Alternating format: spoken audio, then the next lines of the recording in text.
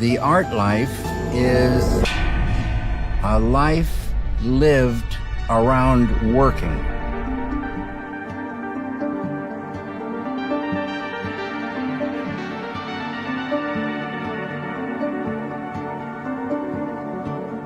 It could be working in any of the art forms.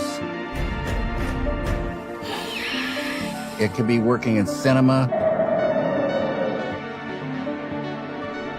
painting, lithography, music. Every medium is infinitely deep.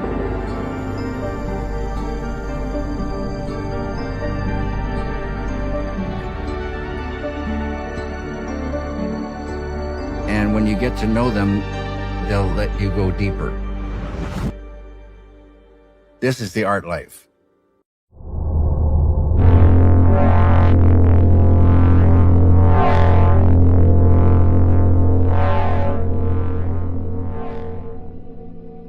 In cinema, there's many filmmakers that make films primarily to make money, and it's more called entertainment.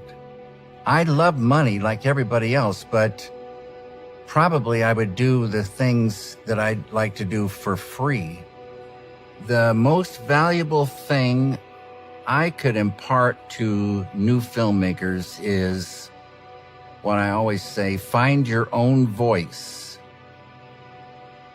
Be true to that voice. Never give up Final Cut and total creative freedom.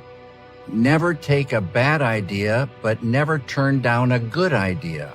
And I just like this process of catching ideas that I fall in love with and then realizing those ideas. And I like all these different steps of creating something. I love being in it. And I feel that when you're really in it, more ideas flow. You get into it deeper and deeper, and it's a thrilling, thrilling ride. All these different art forms are thrilling, thrilling to the soul.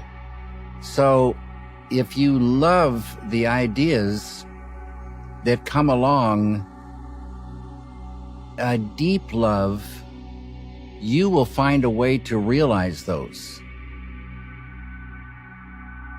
Hello, everybody. My name is David Lynch, and this is my masterclass.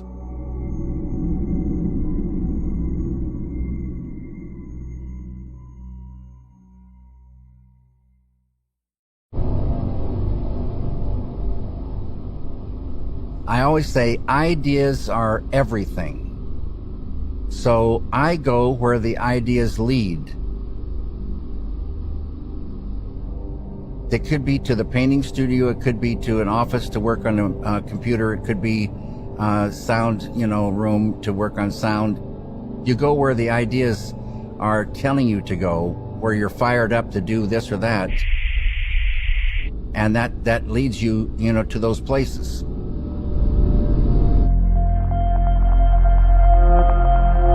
We're nothing without an idea. We don't know what to do without an idea. And the idea tells us everything. So it's common sense that ideas are super important. And I love the idea of catching ideas. And they're out there, millions and millions of ideas, and we don't know them until they enter the conscious mind. And then we know them. And we see them and hear them and feel them. We know the mood of them, even if it's just a small fragment of what could be a whole film or a painting or whatever. We fall in love with it for some reason. Something inside of us says, this is a great idea for me. And then you write that idea down on a piece of paper in such a way that when you read what you wrote, the idea comes back in full. Super important to write down your ideas so you don't forget them. I think I've forgotten 3 incredible ideas in my life. So write down your ideas and save them because it's very important. And then we can talk more about catching ideas, but I do equate catching ideas with the thing of fishing. You have to have patience. And I say a desire for an idea is like a bait on a hook. And it's like putting a little piece of bait on a hook and lowering it into the water. And then you don't know when they're going to come or what will trigger them.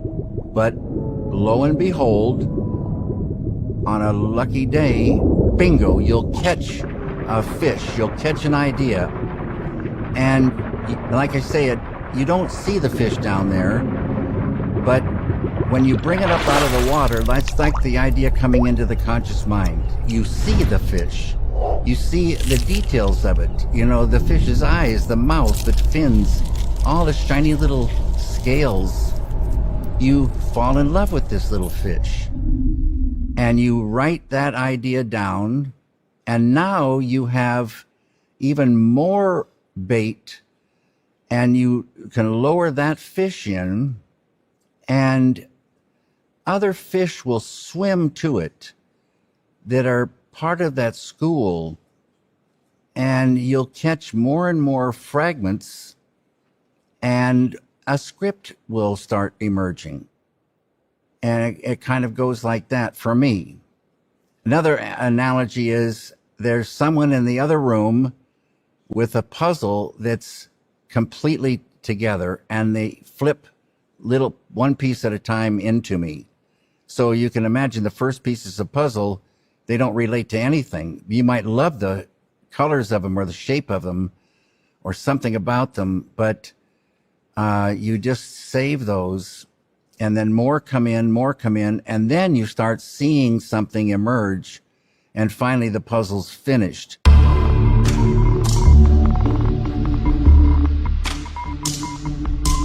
When we get an idea that we love, it feels very, very good. You see it and feel it and know it all at once, but it's all at once. And it comes with I always say, like a spark of electricity, inspiration kind of thing. But then you kind of calm down and more, leisurely examine it. And on examining it, it's like you turned on your TV and the first thing was like a white flash. And then it kind of, comes it pops on an image. And that's the image. Then out comes a sound and a feeling, and you just see it. And then you write down what you see and what you hear and the mood, and you feel very, very good. You've got something. If it's a cinema idea, I like them for 2 reasons. One is the idea of itself, and the other is the way cinema could say that idea. And then you got something. And all you have to do then is focus on that. And that focusing means lowering it back into the water on a hook and waiting.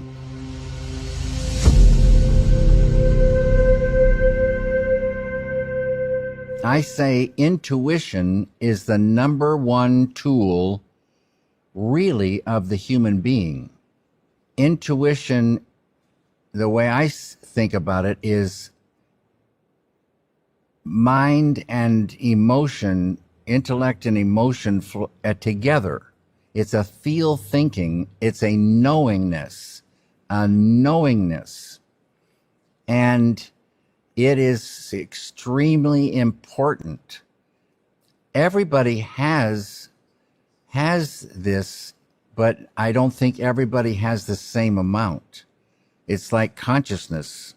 They say every human being has consciousness, but not every human being has the same amount.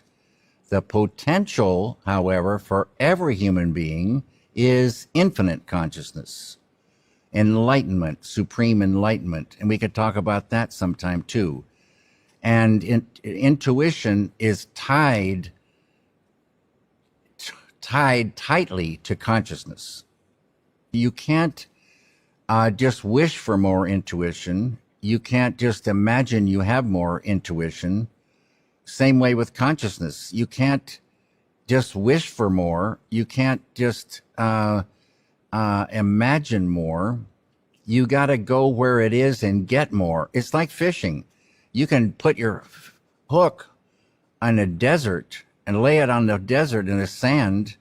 You wait for a long time for a fish, maybe huge, huge ages of time before water and fish come.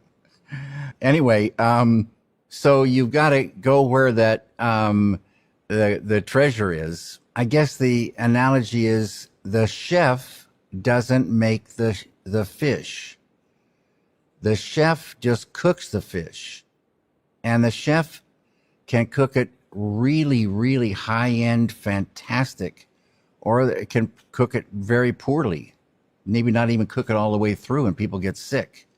But the chef doesn't make the fish. Just like these ideas, the person catching the idea doesn't make the idea.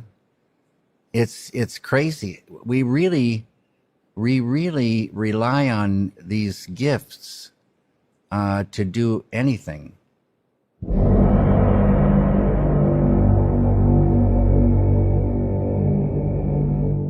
A lot of ideas come from our world, and our world holds a lot of violence.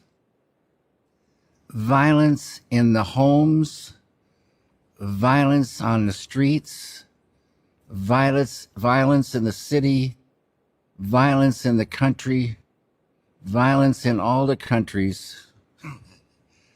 A lot of violence, a lot of corruption, a lot of suffering, a lot of tension, anger, hate, fear, a lot of mistakes. Prisons are full, hospitals are full. It's a mess. And it doesn't have to be this way, but it is the way it is.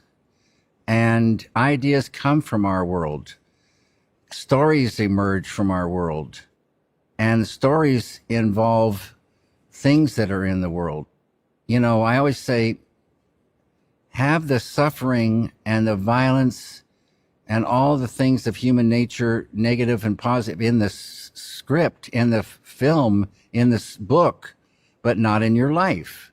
And that you don't have to suffer to show suffering on the screen or in a book. You can be very happy showing suffering. And that's the key to things. Stories all through time have had conflict and all these different things. But the ideas come from the world. They come from other places, it seems also, but a lot come from just our world, and the feeling of being in this world conjures these stories that come.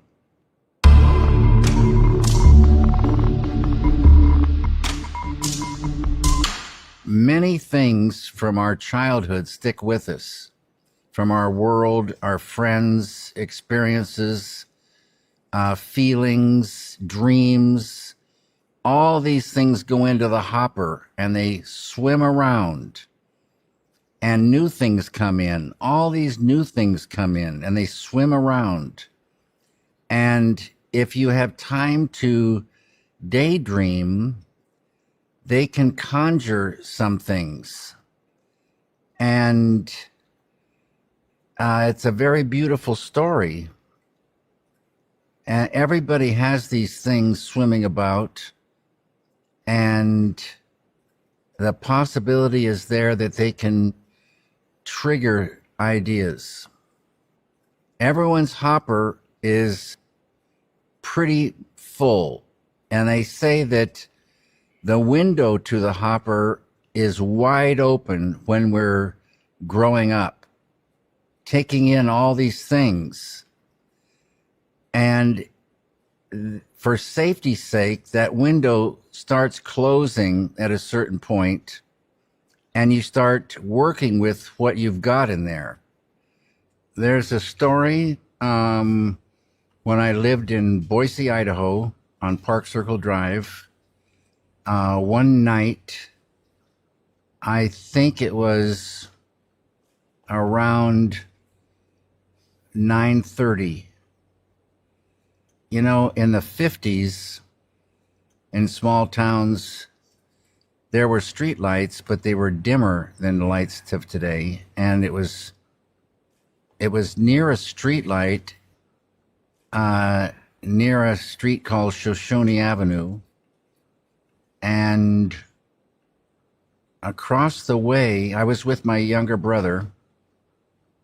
Out of the darkness came a woman, completely naked, and she had skin the color of milk, and she wasn't walking quite properly.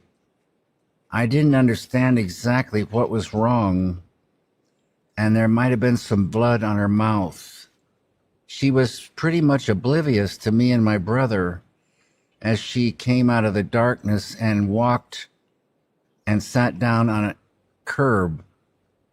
And I never seen an adult woman naked, and it was quite a powerful experience. And I knew that she was hurt and trouble, and I wanted to help her, but I didn't know what to do. It's not every day that you see a battered nude woman come out of the bushes, but these kind of things happen. And in this story, this happened. Right in front of your own stupid house. Get out of here! Mike, stop it! Shut up! Just shut up, all right? Nobody's talking to you, all right? Come on. Mike, look, I don't want to cause any problem. Who's that, huh? Is that your mother? That's your mother, Jeffrey? No, come here, you Ivy. You gotta shit. Someone's hurt. No, didn't notice. Dorothy Valance?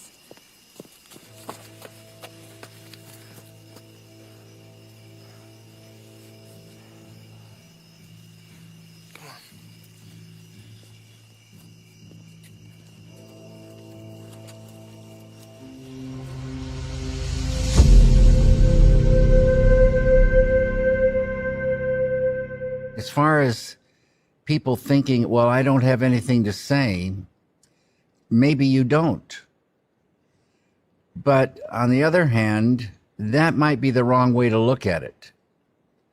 What might be better is to just daydream and catch some things that start a flow of ideas, just to see if a story comes that you like.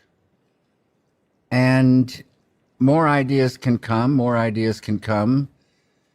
and there might be something that you find inside that you really love. And then you say, oh, wait a minute, I do have something to say. I could say this thing that came to me. So it goes like that. Having time, which is so difficult in today's world, having time to daydream, to sit by yourself and daydream. It's really, really important for catching ideas and going over things, just daydreaming. From the outside, it looks like maybe you should take this person not necessarily to a hospital, but to maybe a psychiatrist, or you tell them to get a job. But it's real important. It looks like you're doing nothing, but what you're doing is so important for catching ideas. Have that time to sink into daydreaming, because it can go deeper and deeper, and you can catch things that you can't catch in any other way. As I said, I think that in this world today, people don't have a lot of time to daydream.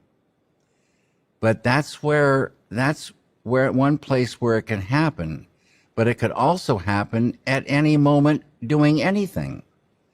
Because in the back of your mind, you've got that desire. you just keep that desire going. You can catch ideas. These fish can be flying fish. They don't need the water. They fly right to you.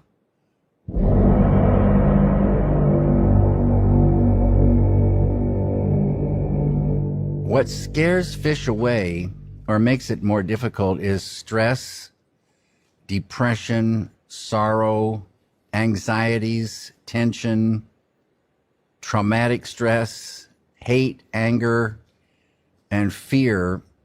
All these things are in the family of negativity, and they restrict a lot of things. They restrict happiness and they restrict, sleep, and you get fatigued. Fatigue is not good for catching ideas. And they like I say, squeeze the tube through which the ideas flow. They cloud the mind, all these things. So give yourself a chance to get those ideas, and at the same time bring all these positive things along with them, things that you're going to need, like energy and like awareness, understanding, and it's real important.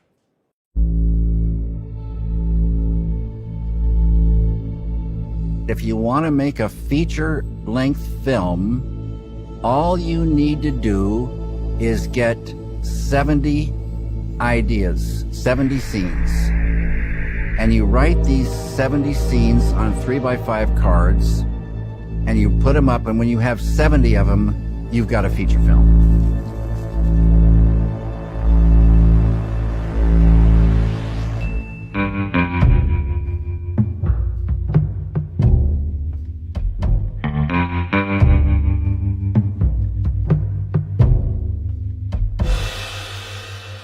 I never considered myself a writer, and I don't know how to spell. I don't know how to type.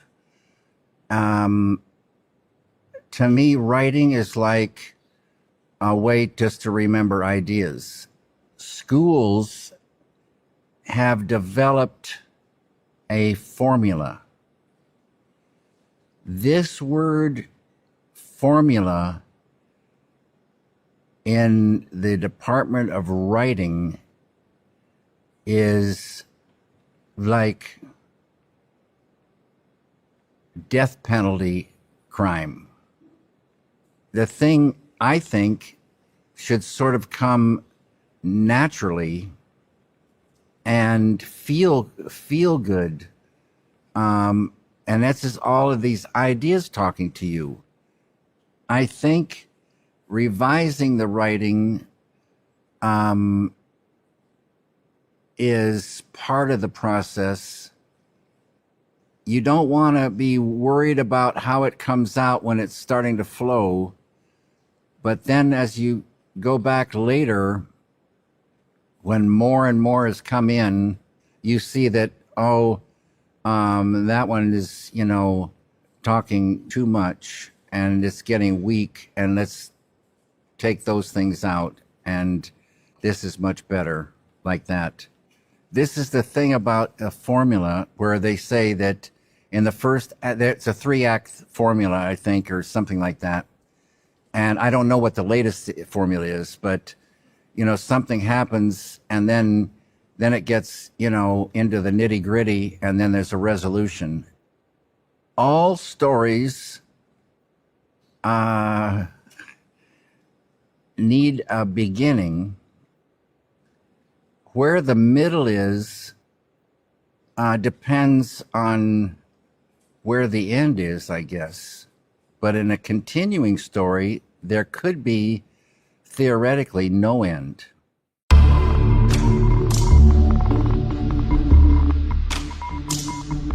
When it comes time to writing, I like to write.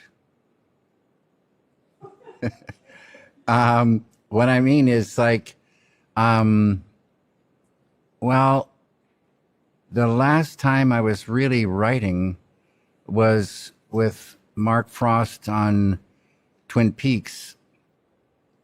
But at night, we would write over Skype, Mark being in Ojai, California, and me being in Los Angeles. And we worked during the day. At night, because I smoked cigarettes, my wife, Emily, would put me outside. And I would face east, and I would have yellow pads and a ballpoint pen, black, and cigarettes and red wine, Bordeaux. And I'd sit in this lawn chair and work like that. And if you have a yellow pad on your lap and a ballpoint pen, pretty soon that pen will start moving and words will come out. And you get on a thing. And I say, you know, even 90% can be, you know, worthless, horrible stuff. But maybe as you're writing what you're seeing or thinking, you'll catch a vein of gold and a thing will start pouring out.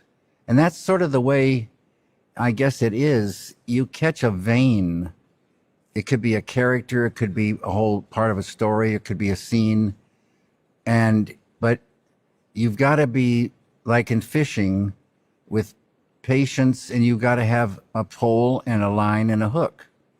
And you got to be, you know, ready for it to come in.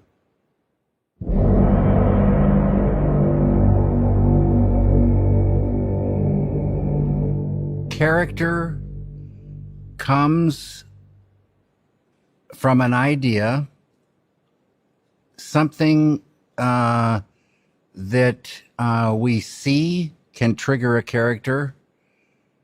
Something can happen in a daydream where a character will just walk in. When they do come along, it's as if you always knew them. They appear as if out of nowhere. And again, it's like an idea. It is an idea. And you hear them talk, you know them as if you've known them for a long time. You know what they look like, you know what they're wearing, you know the way they are, how they speak, fast or slow, their timbre of their voice, the whole thing. You know them, and you write them down, and even the words, you know, they come out. They come out in a certain way based on that character that you know and who they're interacting with. A character is an idea, just like a location is an idea, a mood is an idea, sound is an idea, music is an idea, the way it needs to be based on the ideas that come.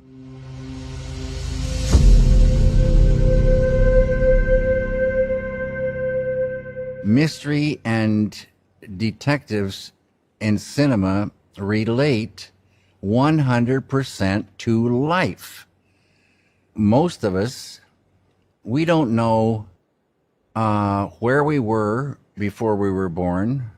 We don't know for sure where we're going after. We don't know why we're here. We don't know much about anything. We're floating on a ball in something they call a universe on the edge of a galaxy with about 100 or 200 billion suns. And we are going to football games and watching TV. It's like pretty crazy. It's the way it is. And, but we're detectives, everybody. We're looking around when we have time. Sometimes it's just before we go to sleep, we start thinking maybe questions like, why am I here? What is going on? Or we see things in life and we say, whoa. Or we hear things and say, does that make sense? Do you think that's true? We use our intuition as detectives to see what's true and what's false and try to figure out what's going on.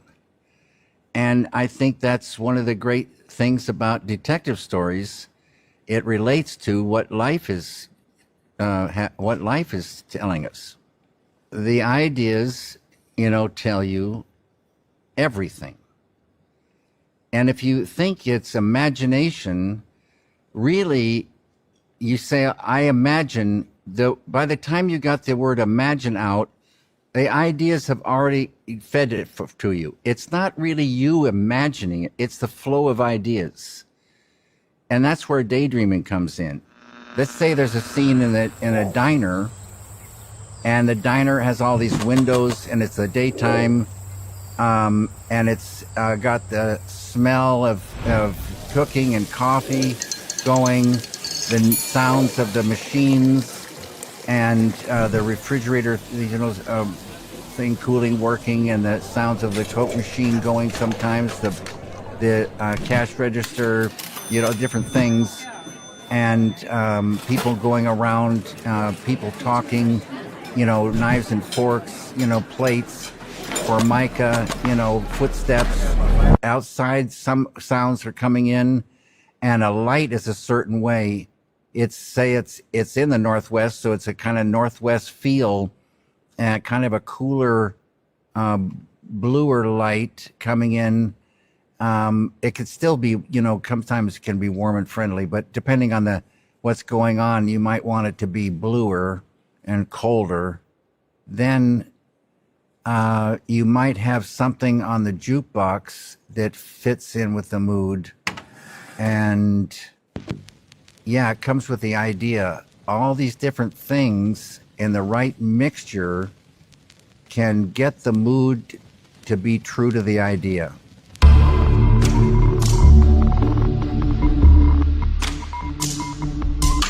A script is organized ideas. So the, say, future director picks up the script, opens the script, and starts reading. And when they're reading the script, they're picturing things and hearing things.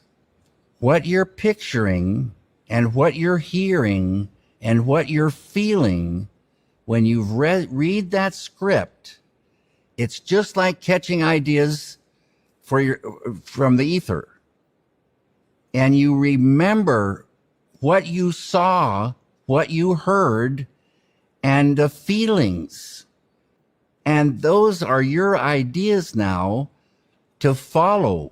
And everything along the way of making the film, you try to remember those feelings that came through from the words, and what you saw and felt, and the mood, and the way people talked, and the way they were or what they were wearing, and the things in the room. All these things now are your guide to making the film, and stay true to every part of that thing that came in your mind, because you fell in love with it. That's the thing you want to do.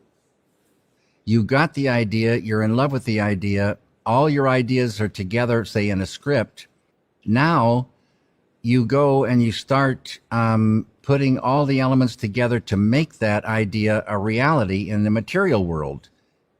Film is made up of many, many, many elements. So you have to be true to every single little tiny element in order to have a chance that the whole will hold together. And even so, if you're really true to every element and not walk away until they feel correct based on the idea, you can get a magical thing that they say the whole is greater than the sum of the parts. A magic thing can happen when these elements swim together, and boom, it's the magic of cinema. Anyone who reads the script, this same thing is happening. But now this is the one who's going to make the film. So this one is picturing this and hearing this and this like this for him or herself. Now The filmmaker's job is to get all the people that are going to help get this thing out of the head onto the screen. And that's going to involve talking to different departments and getting them to get the right clothes, the right light, the right this, the right that. So now this was alive in here, and now it's going to be alive on the screen.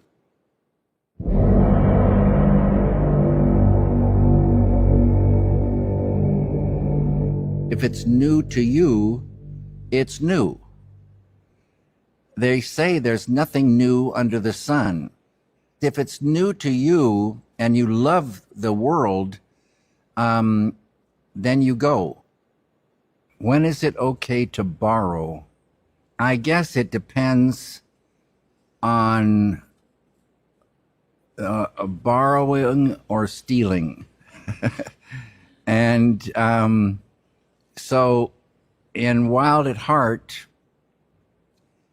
Sailor and Lula, it just started creeping in that they just loved The Wizard of Oz and would make references to it because they loved it.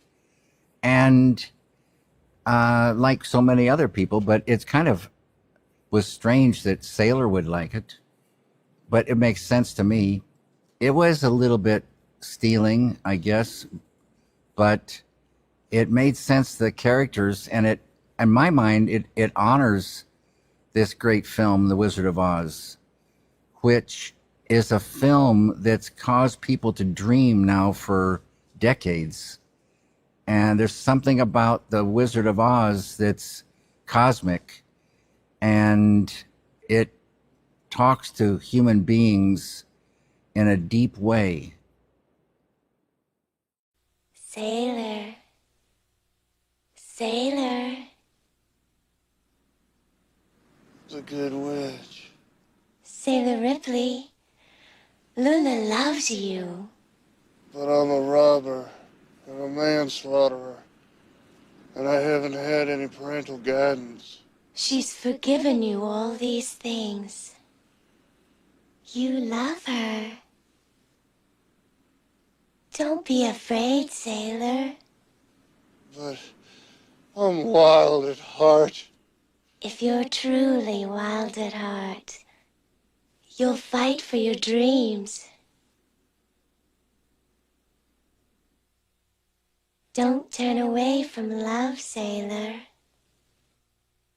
Don't turn away from love. That's Sheryl Lee, who's also Laura Palmer. It's perfect that she floats down.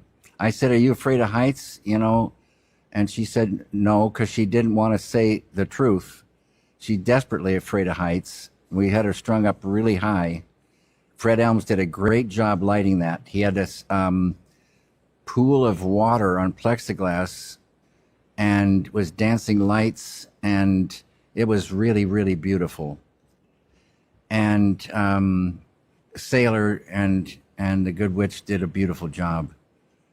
Barry Gifford, the book ends not in a happy way, and nobody wanted it to end in an unhappy way. And that's when the Good Witch really came in and saved the day.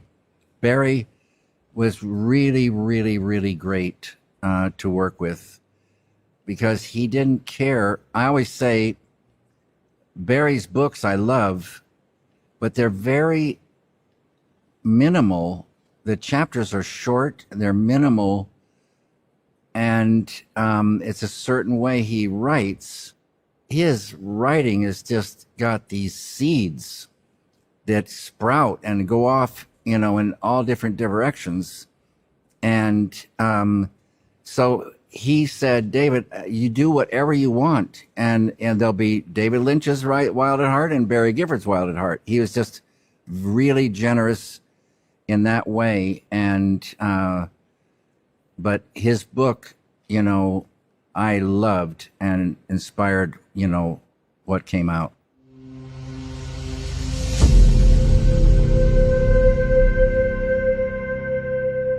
When you're just starting out, it's very difficult, unless you're from a wealthy family, it's very difficult to have the time and materials to live the art life. So you have to live the art life around whatever job you have to earn money to eat and have a place to live and work. And it's tough. But all the time that you're working to earn that money, you can be thinking, and you can be saving up your money and getting those materials and that as much time as you can to dedicate to your work, your work, which is the artwork. When I started out, all I wanted to be was a painter. And you don't need a lot of money to be a painter. I raised money by delivering prescriptions for a place, Herter's Drugstore in Alexandria, Virginia. And my father made a deal with me. I wanted to get a studio. He said he'd pay for half if I earned the money and paid for the other half. So I delivered prescriptions in the night in a red and white Jeep and made enough money just working a couple nights a week to get a studio where I'd go after school and work until late at night.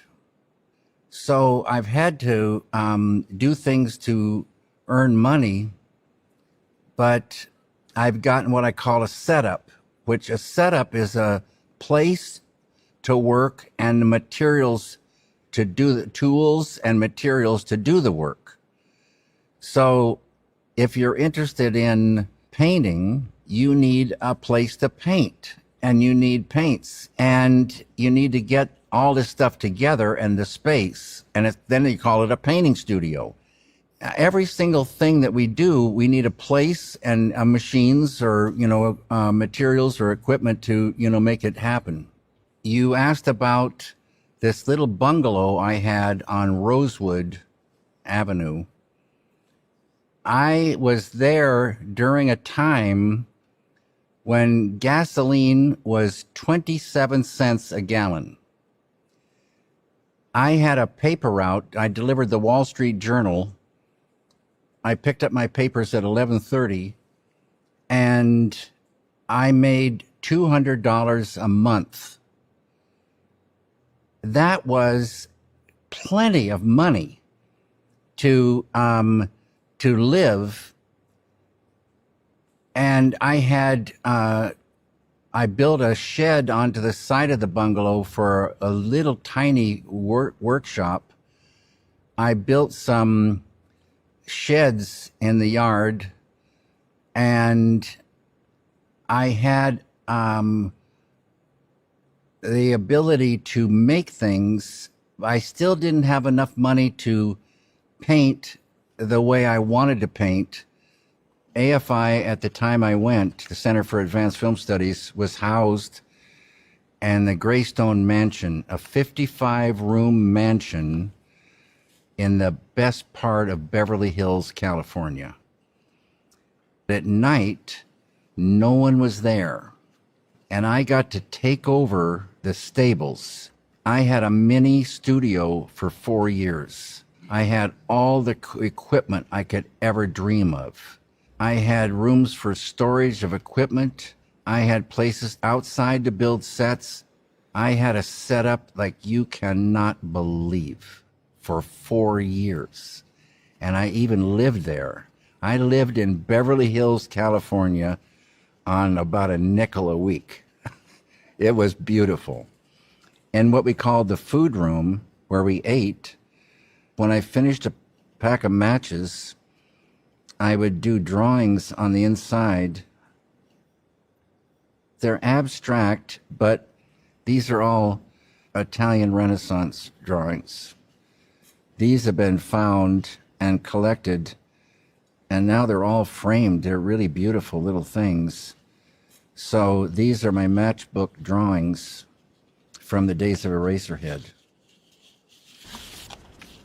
My friend Bushnell Keeler, who really was an inspiration in the early days, said an artist needs at least 4 hours of uninterrupted, guaranteed uninterrupted time to get 1 good hour of painting done.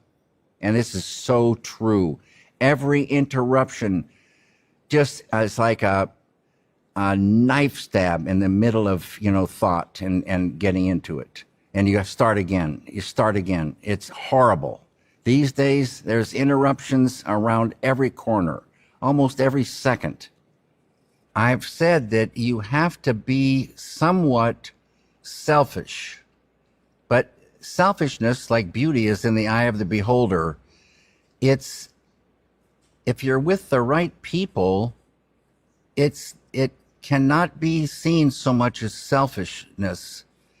It can be seen as that's your work in life, and you need the time and the materials, to do it.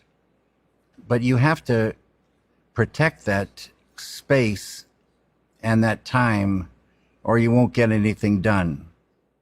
I think we should all have as much technical knowledge as possible to make films. The technical knowledge of a camera, lenses, film stock, lighting, sound, editing machines.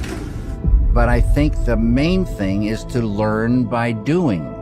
When you have hands-on and are doing things, it brings you into the thing and you realize what this does, what that does, and opens up possibilities for the flow of ideas. You're learning by doing, not an intellectual understanding, but an experiential thing. That is so important as far as I'm concerned. All the different parts, get into it. And then in film school, if you're lucky, you'll be with other students. And if they're the right ones, you'll inspire one another and light a bigger fire. And you can meet people that you'll stay with, and work with. And it could be really, really great, this school learning environment. Maybe get a camera. Save up, figure out a way to get a camera and learn how to use it. Then maybe get some friends and write a scene based on ideas that you might have caught and shoot that. And then because you did that and you see what the camera did, you see like, oh, I should have been closer on that shot. That would have, and then I should have, and you start learning, and then maybe you reshoot the thing, or maybe new things have come along, and you learn by doing, and then more ideas will come, because now once you start seeing what this particular camera gives you, if you have this particular light, and you see this girl saying this thing in a certain way, you start getting the medium starts talking to you, and it's like it introduces itself to you.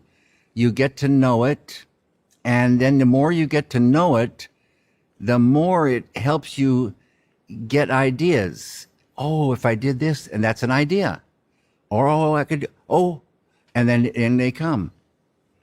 And so you just stay alert, do your work, don't worry about the world going by. It doesn't mean that you can sit around and not do anything. You've got to get your butt in gear and do it. And don't take no for an answer. Translate those ideas to cinema or to a painting or to whatever, and figure out a way to get it done.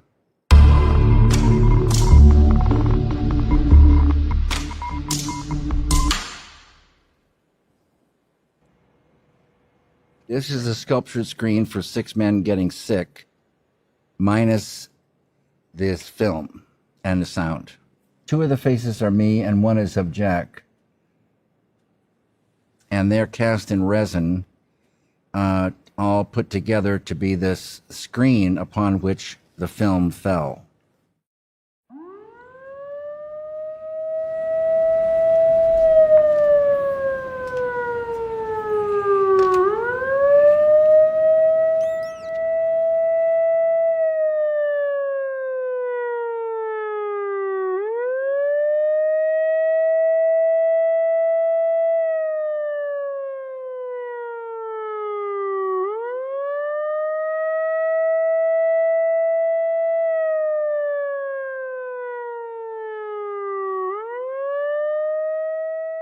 what you just saw started everything for me in cinema. That particular thing started with an idea or a kind of a experience that happened to me when I was sitting at night. I picture it being around 9:30 or 10 at night in a cubicle in a large studio room at the Pennsylvania Academy of Fine Arts. I'm in there painting a picture about 3 or 4 foot square, mostly black, with this green, sort of a garden, a green coming out of the black. I'm sitting back looking at this thing, and as I'm looking at the painting, the green began to move, and from the green and black came a wind.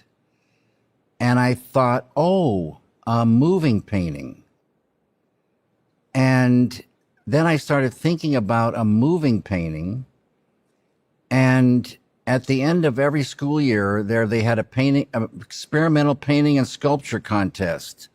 And I thought, oh, I'm going to build a moving painting for that experimental painting and sculpture contest.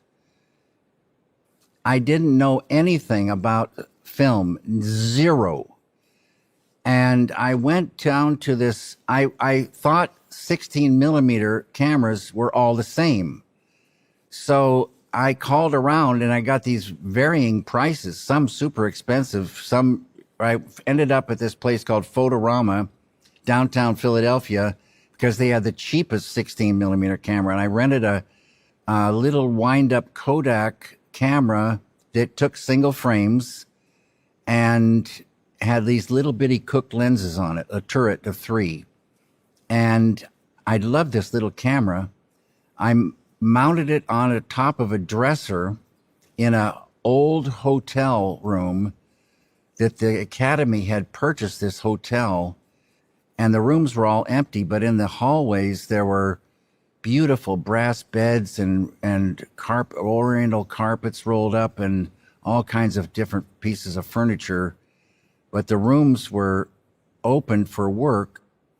And I built a sculpture screen in there. And then I think came in faces and the sound of a siren and them getting sick. So it kind of started, those ideas came. And this siren was on a loop of 1/4-inch tape, and the film was not from a negative. It was reversal. It was what you develop is what you show, and so it was really trashed by going through the projector so much. That whole thing cost $200, and I said, this is absolutely ridiculous, and I can't do this anymore. It was going to be the end. But a wealthy former student saw it and commissioned me to build a moving painting for his home. And that led further into the world of cinema. And for me, I just started getting green lights in that world. The beautiful thing about making that was I started to fall in love with cinema.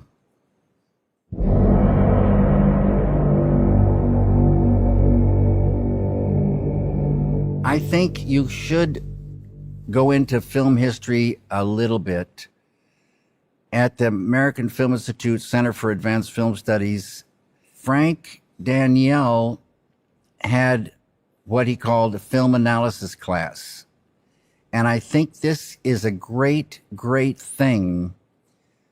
There were maybe 10 students who would come to the class, and we'd meet for a few minutes in Frank's office, and he would say, okay, you're in charge of editing, you're in charge of music, you're in charge of sound, you're in charge of, costumes, you're in charge of this. Give everybody something And then we go see a film.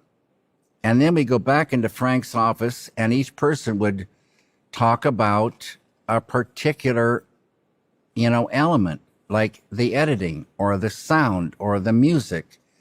And it helps to realize that there are these different sections, and each one has so many possibilities to, realize those ideas in fantastic ways.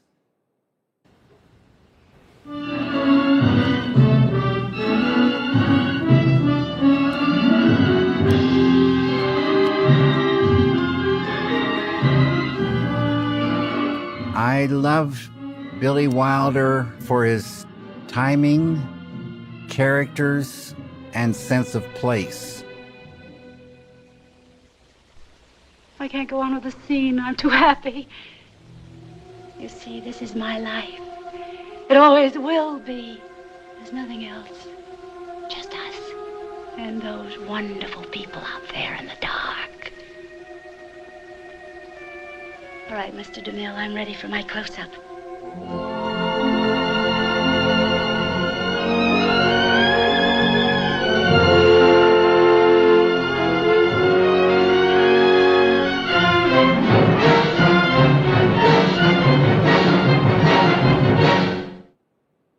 Doesn't get much better than that.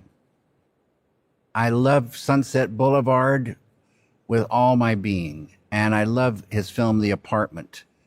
And one thing I've noticed about both those films is that places, they feel so good, so correct, and it's just beautiful sense of place, time, mood, characters, timing, humor, sadness, all this human condition just flows in a Billy Wilder film.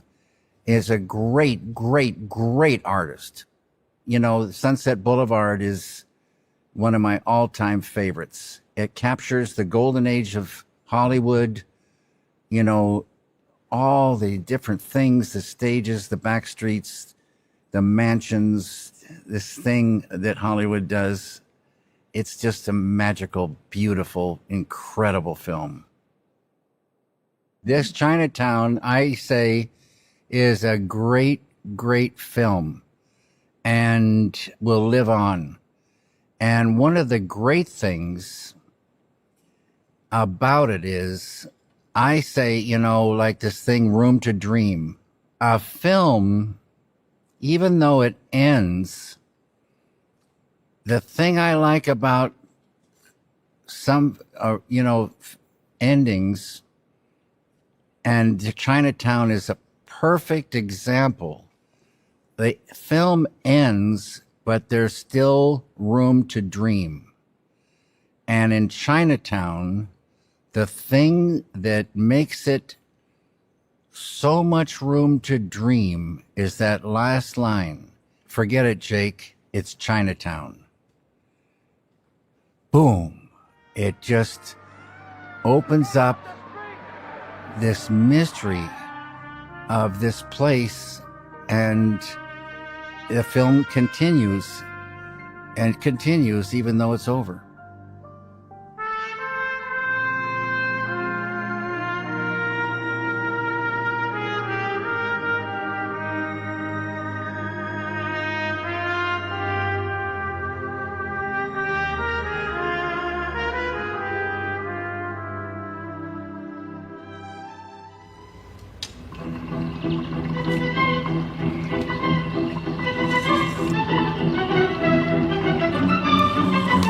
I love everything about Fellini. One of the greatest filmmakers ever. My favorite film of Fellini's is probably 8.5, but I love La Strada. I loved I Vitelloni. I've loved all of his work that I've seen. Every single thing is just got Fellini's mark on every frame. That's the thing. You know it when you see it, and his work is unique and fantastic Have you seen my wife? Mary, Kids! Pete! Oh. Kids! Janie! Janie! Tommy! Oh, let me look at you. Oh, I could eat you up. Where's your mother? she went looking for you. With Uncle Billy. Daddy! Suzu, my little ginger snap. How do you feel? Fine. Not a smidge of temperature. Not a smidge of... Hallelujah. Hello. George! George, Mary. darling, where are Mary. you? George, darling, where are you? Oh, George, Mary. George, Oh, George. Let me touch you. Are you real? Oh, George, well, you have no idea what's happened to me. I have no idea what happened. Come on, George, come on. Incredible. Frank Capra was another one, all-time greats.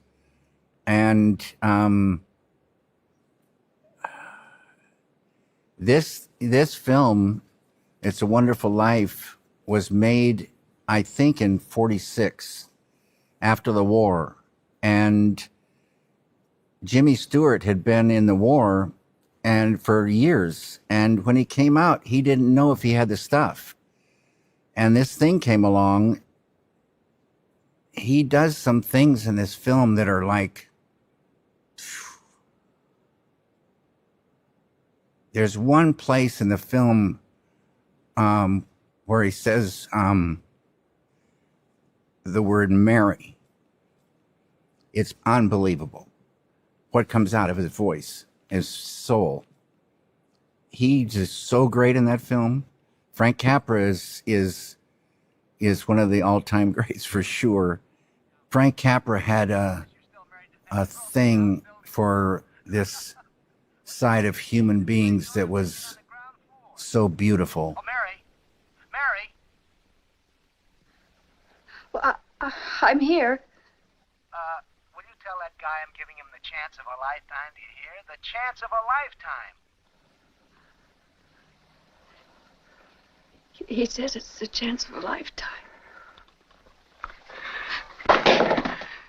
Now, you listen to me. I don't want any plastics. I don't want any ground floors. And I don't want to get married ever to anyone. You understand that? I want to do what I want to do. And you're... Oh, Mary. George. Mary.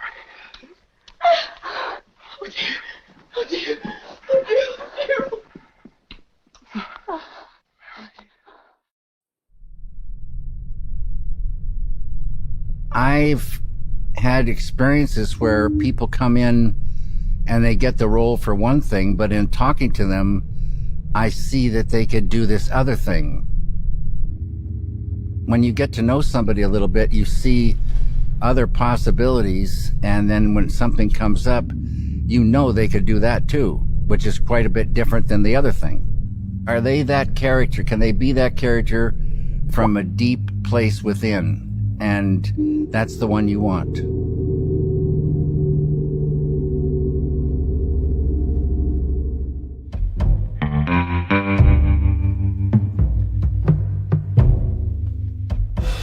Because it's all common sense, you say, I want to get the right person for the part.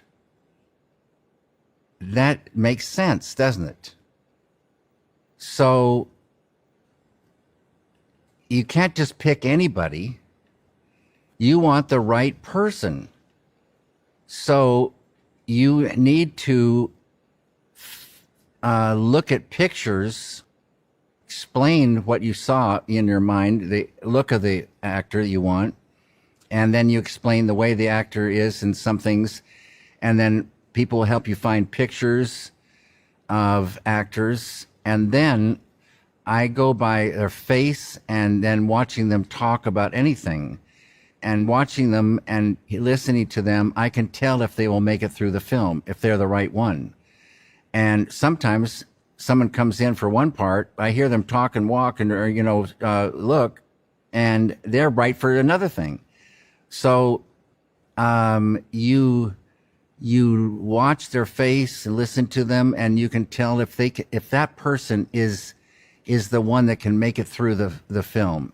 And you find that one that does make it through and all the scenes and you're playing in your mind, then that's the right one. You're watching them and listening to them talk, and you're seeing their face, and you're running them through scene one they have to play. Oh yeah, he could do that scene. Then he could do he could do that scene too. Yeah, he would be great for that scene too. And you're running them through the film. This is your guy.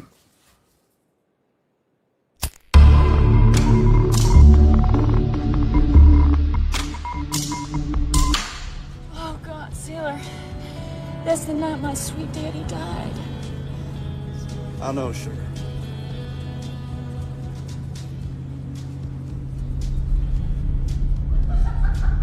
Daddy?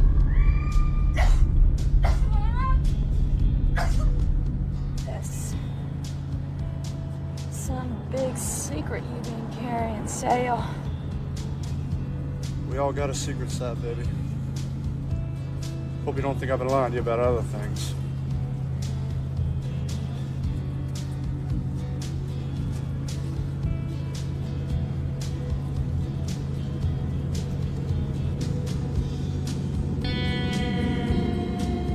Laura Dern is like family to me, and she's a great actress with all kinds of talent to do many, many, many different characters.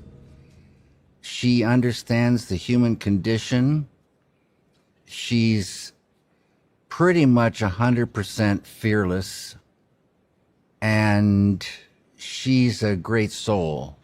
When you get to know someone, in the case of Laura Dern, working with her on Blue Velvet as Sandy, Sandy gave a certain feeling, but then getting to know Laura Dern, I see that Lula can be there as well.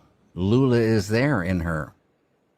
And going even further in Twin Peaks: The Return, I see that Diane is in her, which is really almost like a grown-up Sandy.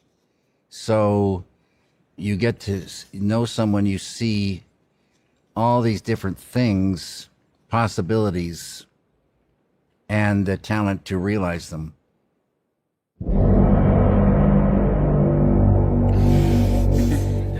All right. The first thing I need is to get into her apartment and open a window that I can crawl into later. How are you gonna do that? Right out in the car, I happen to have some old overalls and a bug spraying rig. I will go to her apartment. I will be the pest control man. I will spray her apartment. After a few minutes, you knock on the door, drawing her attention away from me, at which time I will then jimmy a window. And what am I supposed to say when she comes to the door? You will be a Jehovah's Witness. I have some Awake magazines for you. I don't need very much time, just a few seconds. What do you think? I don't know. I mean, it sounds like a good daydream, but actually doing it's too weird. It's too dangerous. Oh, Sandy, let's just try the first part. I feel as if Kyle's family, and we have developed a kind of a way, not a lot of talking based on looks and hand signals, and just quiet moments standing together. Then he knows what to do.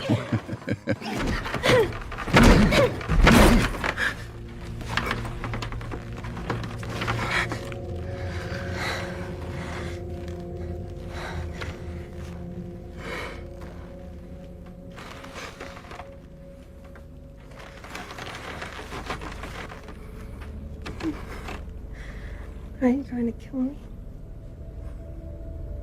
Yes, Dory. He didn't surprise me. He surprised a lot of people, but I knew Kyle's a great actor. He's a born actor, and he's got all those different things in him. I always say, you know, a great actor, they've got a bad person in them. And for, like I say, Kyle found his bad person, but it's a different than Frank Booth, Dennis Hopper's bad person, but it's his bad person. It's like Frank Booth is Dennis's one. And you find that thing. You find Dougie Jones in Kyle, and you find Cooper in Kyle. So, it's just, they're all in there. And the only thing you really do is just help them bring it out to the fullest.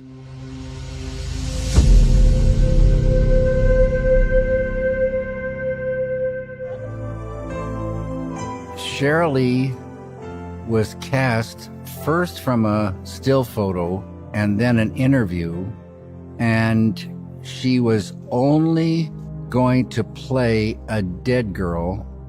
I told her I wanted to dip her in gray dye, and she said that would be okay, and that she'd be dead by the shore, wrapped in plastic. And then there was this picnic scene that had to be shot, and she's with Laura Flynn Boyle, who's, was, a bona fide great actress. And she just held her own as natural as can be. Absolutely perfect Laura Palmer alive. And it just was a shame that she had to be dead. And one thing led to another, and she's lived on. I think sometimes actors are very sensitive, and they're all wondering, and like detectives in life, they wonder about life and they wonder about the film they're in.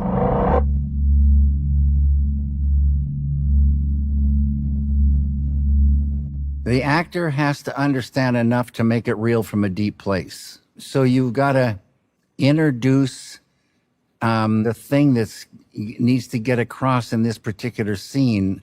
You're looking at a scene either in a rehearsal or, just getting going, and if it doesn't feel correct, this is where this thing of intuition comes in.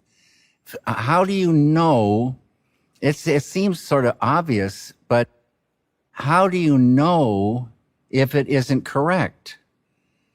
And then on top of that, what do you know? How do you know what to say to make it correct? It's a tricky question.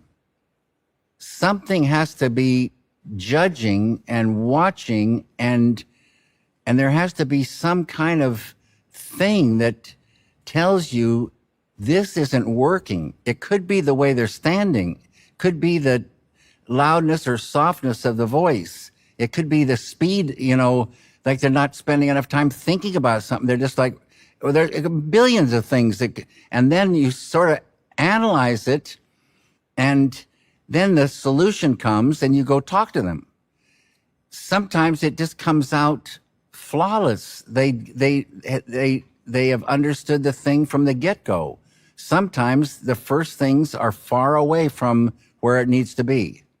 A lot of talking and looking them in the eye and seeing if there's some understanding based on these words you're saying. The proof of the pudding is in the tasting. So the next rehearsal, the next time you try it, it will be closer if you've said the right things. And then, I always say the same thing over and over, but at a certain point, after saying these things, and it goes into them, like a light bulb goes off in them, and they say, I got it. And then there it is. And they kind of then, from then on, own that character.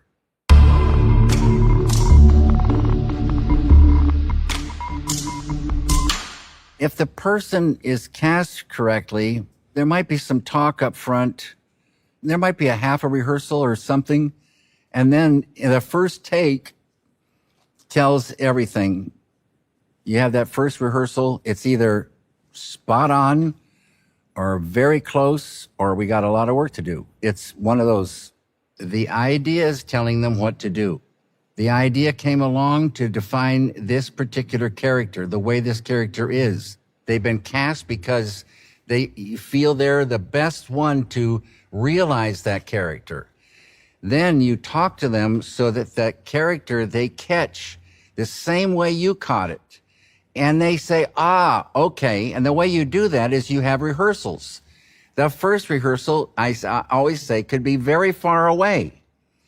And then you go talk. And you say, when you say this and this, it could mean this and this and this. That could be that, like that. No. It's this. Oh, okay. I got it. And then you have another rehearsal. Now, instead of being out here, it's now come into here. Still, those things, yeah. Okay, another rehearsal, it's almost there. And then the fine tuning, this and this, the light bulb goes off. They've got it. They've got it for this scene and probably for other scenes, maybe the whole thing. They own it. Now they bring all their talent down the correct road. They've got that character, and you've done your job.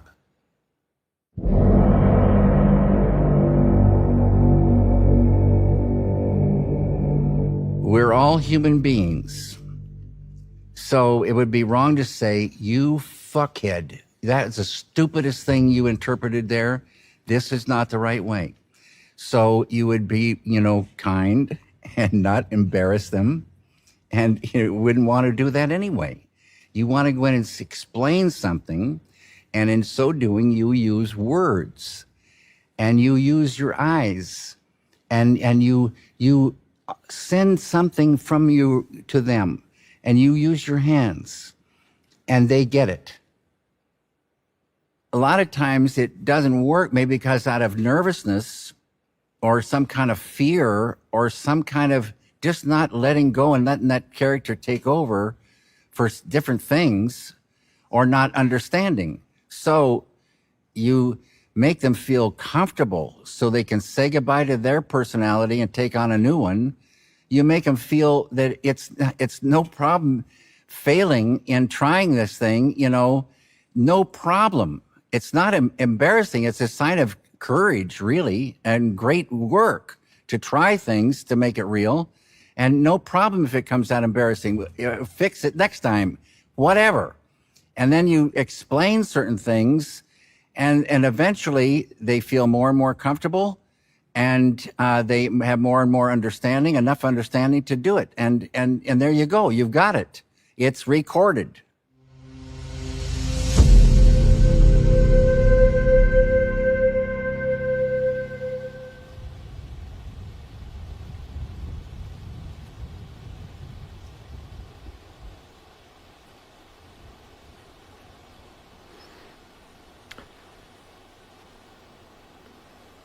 Did you ride that thing all the way out here to see me? I did, Lyle.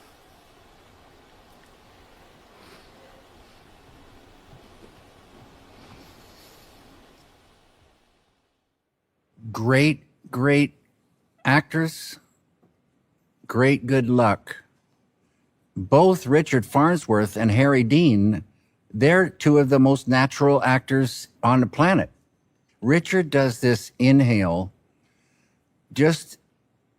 it's got all this feeling in it. It's just incredible. Just before the camera lifts up and goes into the sky and Angelo's music comes in.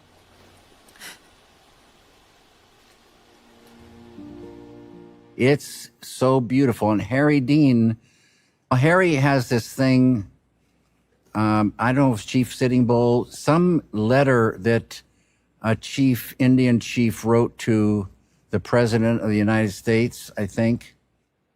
And it would make anyone cry. But Harry Dean, when he would read this, he would start crying. And I had that available. And then Richard, I had them talking a little bit.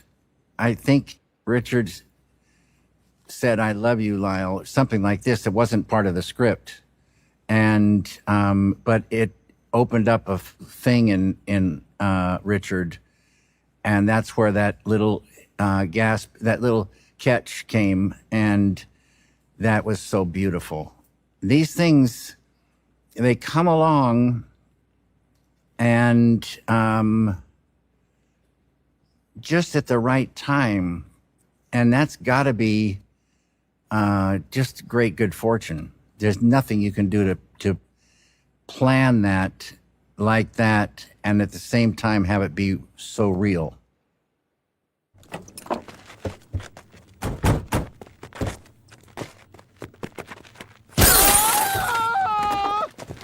Oh, God!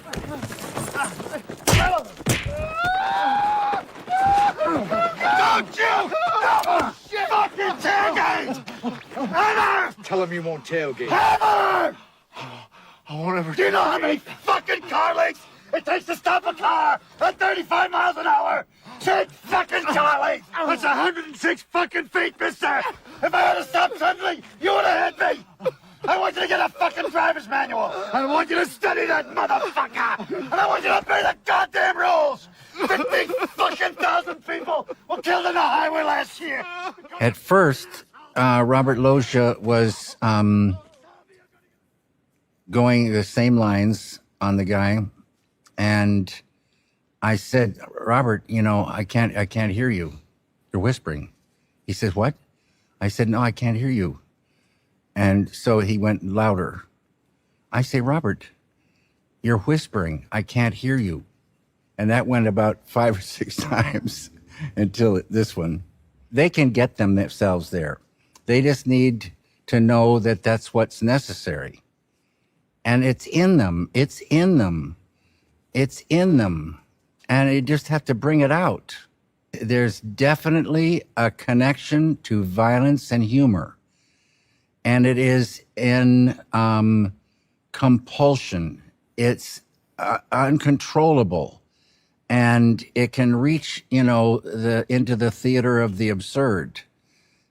This extreme anger, beyond the beyond anger. When someone is so driven and into the stratosphere, there's some chance for humor there.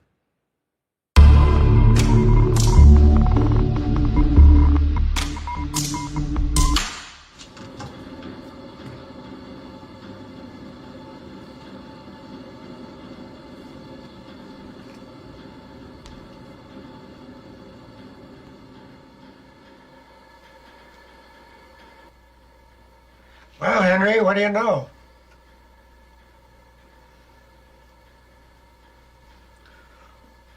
Oh, I don't know much of anything.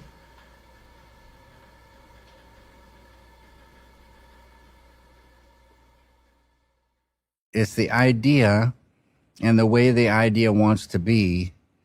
And when you're there on the day shooting, you work it so that it feels like the idea. And so these awkward pauses or holding on something. Another thing I think is like, say someone walks out of the room and closes the door. A lot of times people will cut with the sound of the door click, and go to the next scene. But if you close the door and keep filming, you suddenly start seeing the room, and something starts happening in the mind. The idea that got Henry was, I'd grab Jack, when the very beginning, I'd grab him by the shoulders and I'd make him show me his face. And I'd say things to him like thinking or, sadness or whatever, and nothing was work, nothing. And then I said, okay, you're a total blank. And he did a total blank. I said, that's Henry.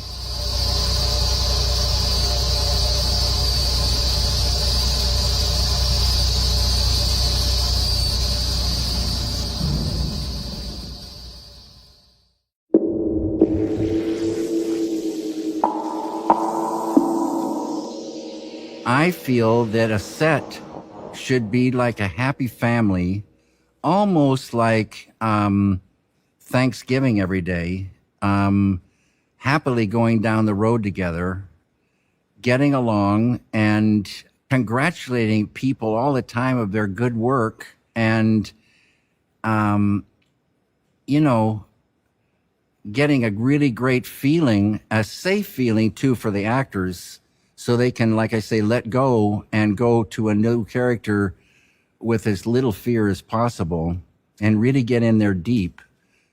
People who run a set on fear or a business on fear, I say, are really stupid. If you run your business on fear, you're going to stress the people. You're going to cause all kinds of conflicts and jealousies and backstabbing to get ahead in the business. When the father or mother come home from work, they're going to be coming home tired and stressed, and the little kids can feel this, and there can be arguments in the home based on this stress and anxieties and tension. And the little kids are just like wondering, what is this kind of world? And when you have a fear-based thing, people don't want to go the extra mile if necessary to help the company. They want to say, fuck you, man. And they are not happy campers, and it doesn't serve the work. Ideas don't flow. Creativity doesn't flow so much. When I say negativity cramps that tube through which these ideas flow. It squeezes it down, and you're not happy, to help the company. You're almost hate grows for the company, and that is really bad. And it doesn't serve anybody any good at all. So the happier the company, the more creative it's going to be. The more the people will happily want to help if it's necessary one day to stay late. Are you kidding? They won't have a problem at all. The next day you have a special lunches for them. And, it's beautiful. You're all together on this planet trying to live a life, a good life. Why would you torture people? It's crazy. We're in this thing together. We've got to start enjoying this trip.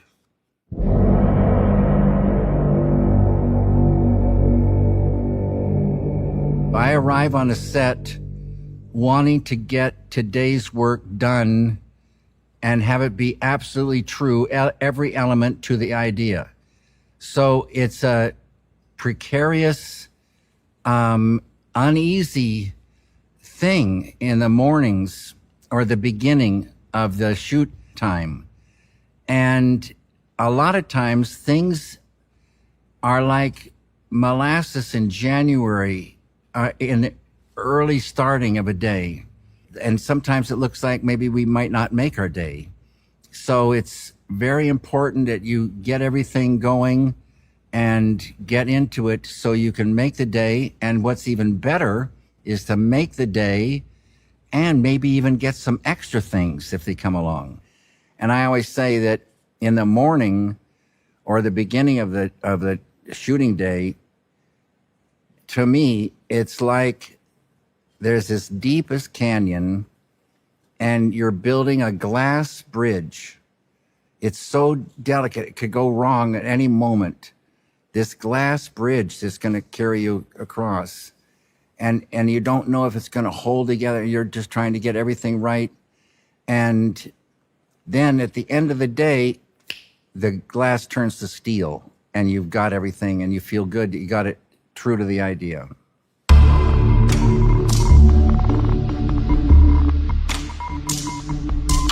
The day has come where you're on the set or on the location.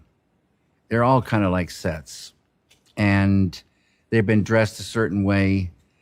And the actors come in wearing certain things. And now you're going to have a rehearsal. So I clear everybody away and start rehearsing. And before we start rehearsing, even say, you're going to be here, you're going to be here, you're going to be here. And then, okay, then we start the thing and we have a rehearsal and we talk a little bit about something if it's something needs to be talked about, and then get it so it's pretty much really ready to go.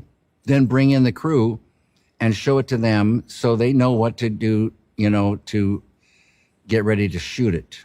And it mainly involves lighting. So then, you know, sometime later, you know, it's lit. Everybody has done their job. And in the actors come and we start shooting. And in the rehearsal, you know, you're going around and you see where, you know, you want to be, where the camera wants to be. If making the day put so much stress on you that you weren't open to things, happy accidents or seeing something, it's never that bad. It's just in the beginning, you want to get as good a start as you can so that you will finish the day on time and get those things. So I'd say it's important at the beginning to get the train rolling as soon as possible, in a nice way, but as soon as possible, because it can slip away. And then if something else comes along, you know, there's many ways to skin a cat, they say. You'll get that thing. That just will be added in, and people will boogie and make it happen. It just is that way. People who have worked with me kind of know wherever I'm sitting, that's the main camera angle. And so it's mostly common sense. And a lot of times it's just like, you know, a wide shot, medium shot, close up. There's some kind of trick thing sometimes, but it's what happens in those shots and the size of those shots and the mood in the light. It doesn't need a lot of trick camera things, at least for what I want to do, mostly. Getting the coverage that is true to the idea. If 47% happened perfect in this take, then you try to get the 53% in the next takes. Maybe 27 of the next 53 happens in take 2. Then the rest you got, and that fact, the third, it was good all the way through. Then you got plenty of things to pick from. Always a good feeling when you finish a scene. And a lot of times that means you finish the day. Now, if you have more time, which would be really nice to have, you might get in and get some different kind of coverage of that scene. Or you might shoot a clock on the wall or a painting on the wall or dust bunnies under a chair or drift across the floor if it plays into the scene some way. And maybe some extreme close-ups with certain looks. And just give yourself some more things to work with.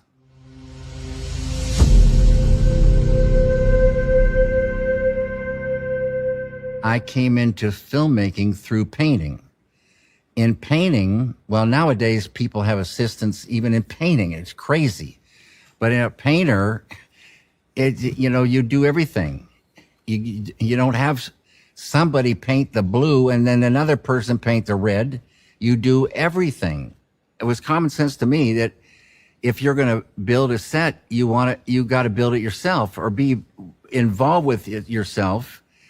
Then you make it the way that you want it. You become one with it. And all these things are now almost like they were in your head. And then once you're in that, on Eraserhead, I'd say I was in this set, I could almost hear distant factories, and I would imagine it raining and the little diners and all these factory houses, row houses, little narrow streets, stoops, and factory people, and smoke and fire and all this world around. that can all be said with sound. And it's just a beautiful thing to get into it deeper by, getting your hands in there. You're feeling and knowing the world by being in it. If you're not with the crew, then that won't happen. We're all in the trenches. And that's where it happens.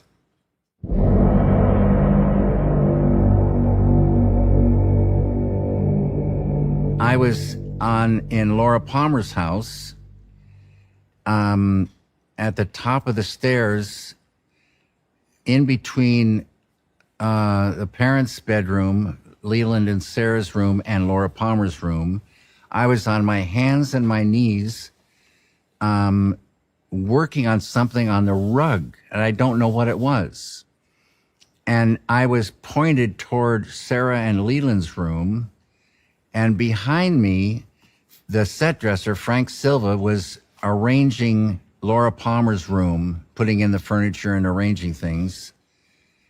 And I heard a girl say, "Frank, don't lock yourself in that room," because he had just moved a dresser, apparently, in front of the doorway in his process of arranging.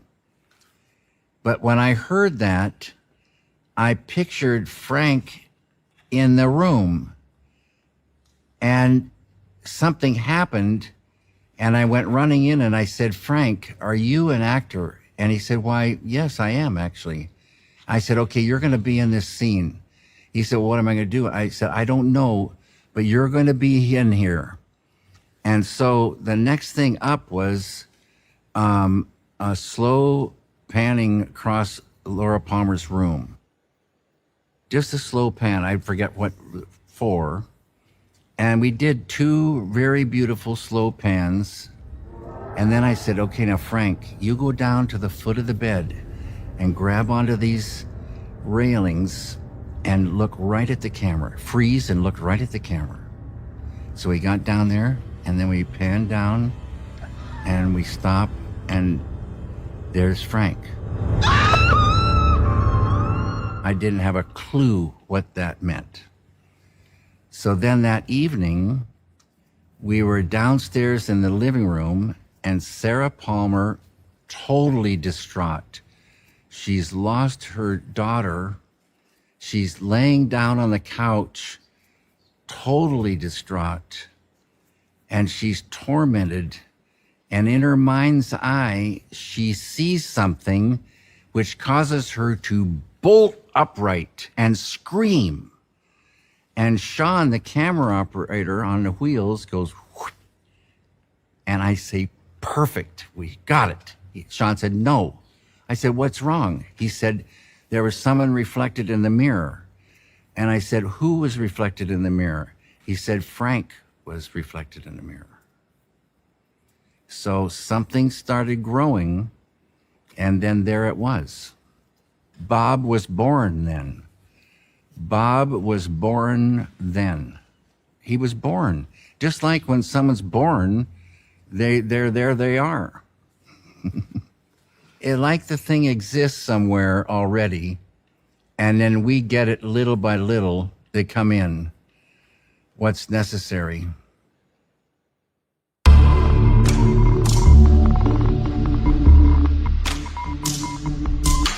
It's many times tough to get the day. There's a lot of things that just take time to do, and it's the reality. So your time with the actors in the scene, the part that goes on the frames, you really focus on getting those things that go on the frame to be correct. And the rest is unimportant. Just make sure you get what you need on those frames, captured on that card and captured on the sound card. That's what you need. You never compromise those things. It would be pretty crazy to say, oh, I made it on time, on budget. I compromised like crazy and this film sucks.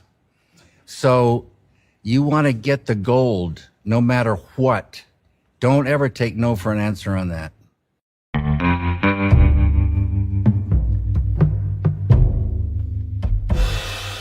When you want someone to understand the things that have come with the ideas, you do it by talking or like a show and tell. You want them to get on the same road that you're on, and that road is based on the ideas. So every department, you need to get with them and describe to them with words what it is that you're after to make those ideas come true. So if it's a production design, you talk about furniture and you talk about rooms, windows, light. You talk about what things go in the place and how it goes. And the feeling it is that the time, is it the 1940s, the 50s? Is it, completely outside of any of that, like science fiction or some kind of strange place? And you describe it to them, and then they understand it. And they might bring drawings, and then you say, well, that's just about right, but this thing is not quite right, and this and this and this. And then they finally get going down the same road. Same way with every department. Same way with every actor. You just keep going till we're all going down the same road. It's not because I want them to be, I want it. It's because the ideas want to be that way.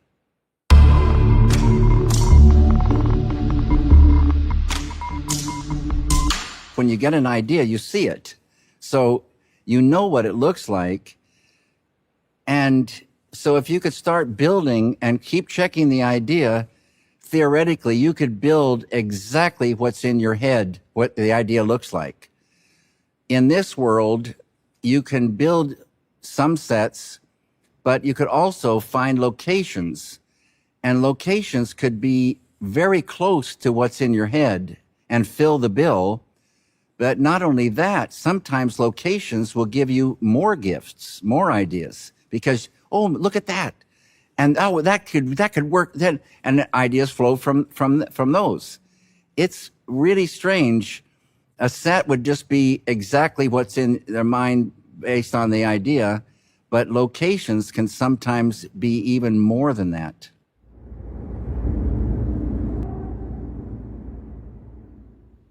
These are oil tanks that once existed underneath the Beverly Center. And this set of oil tanks had a donut of earth that went around it. So you couldn't really see it from the street. The donut of earth was there in case one of the tanks burst. This wall of earth around would hold the oil from going, too far away. And so you go up and down into this world. It's absolutely magical. This here is high art. This is one of the most beautiful places on earth, and it's now gone. I don't know how I found it, but it was a lucky day.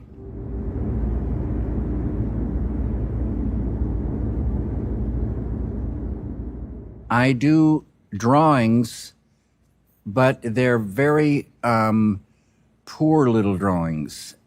I do drawings to show where the furniture is and where the people will be moving. But while I'm doing the drawings, I'm also talking to them about different things. So they could look at the drawing and not much is there, but if they remember the words, then they can go and, do the thing. Well, I'll show you a pathetic thing. Okay, so here's the couch. And here's the, and then she'd be sitting, right here.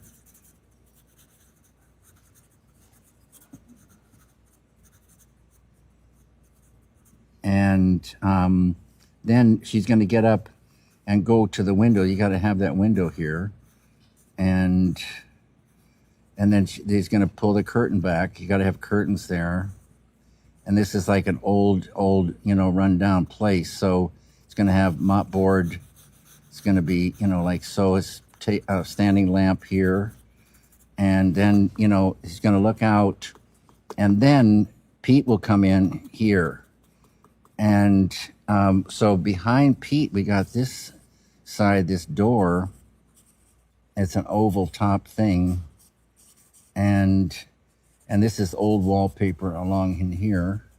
And you come in and she turns and she sees that he's got a gun. And so he's here like this and points his gun at her.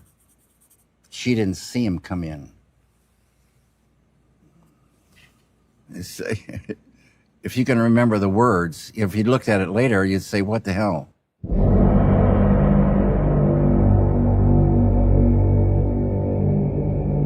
On Dune, Tony Masters was the production designer. Great British production designer. I went for a boat ride one night in Venice, Italy, and these strange mansions were coming out of the black water, and it just was like another world. And some of this, not all of it, but some Italian design, I started talking to Tony about these things, and that was the angle on a lot of the sets that he designed, and some of the costumes and some of the props. When it's not of this world, it could be anything, but it needs to be something. So you get an idea of what that something is, and then you build that. In this case, it was a fleshy grasshopper. That was the idea. You look at a grasshopper and make it flesh, and then you get pretty close. Carlo Rambaldi built it. He built E.T. And the thing, a lot of artists, they build themselves. To me, the Guild Navigator and E.T., both of them look like Carlo Rambaldi.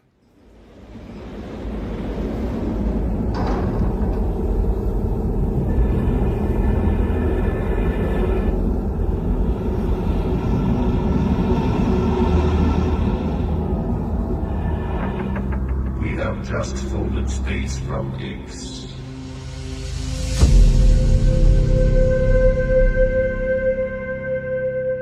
Jack Fisk is my best friend. I met Jack when we were in the 9th grade. First thing I ever told Jack was a lie. He said, "What grade are you in?" I said, "I'm in the 10th grade." We became great friends because out of, I don't know how many, 4,000 people in our high school, we were, two of a few that wanted to become painters. And so we had 4 different studios that we worked in during high school, and then ended up together in Philadelphia going to the Pennsylvania Academy of Fine Arts. And one of my 4 wives was Jack's sister, Mary. So Jack is family and my best friend, and we share this, living the art life thing, which is super important. We worked together on Mulholland Drive, and Jack became a great, production designer. And so he was production designer on Mulholland Drive and on The Straight Story. And his wife, Sissy, was in The Straight Story. There's very little room to move in a way, unless they give you an idea that you say, "Oh, that would be incredible." And, that can happen. Or they fulfill the idea so beautifully, you just can't imagine it being any better. That was the case with Jack, for sure. And but it would be wrong to say, "Jack, you do whatever you want. And this department, you guys bring me any kind of props you want. And you guys bring me those clothes, anything goes with me. This thing's not going to hold together." It's not a compromise, and it's not exactly mutual collaboration. And it's not an ego trip for the director. It's to stay true to the ideas. Why wouldn't you want that to be the thing? Why would you want a whole bunch of unrelated things and the thing isn't going to hold together?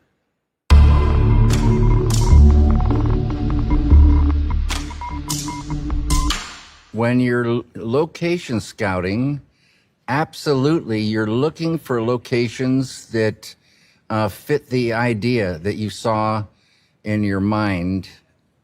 And before you go out looking, you see many photographs.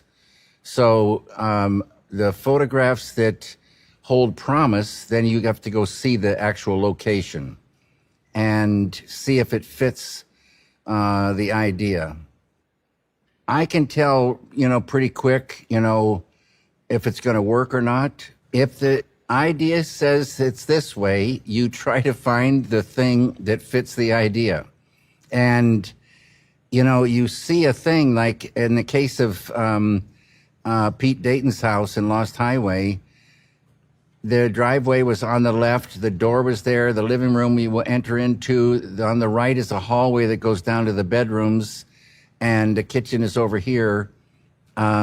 Because the idea, when you see it, movements are all, there in the idea. And so you try to get the location so it flow like it does in the idea.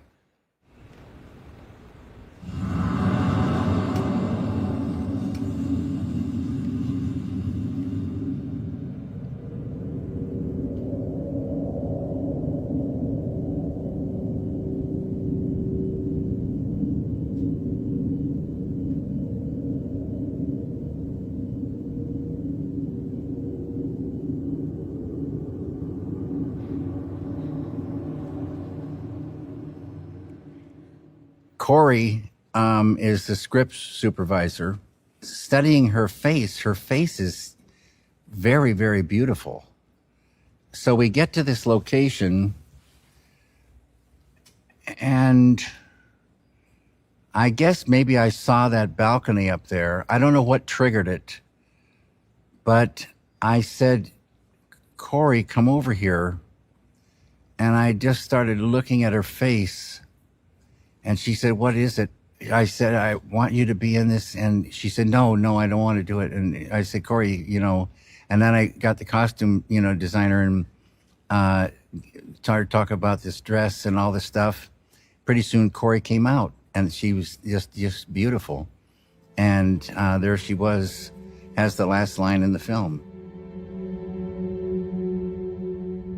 No, it's just the idea popped in. How can you take credit for these things? It just happens.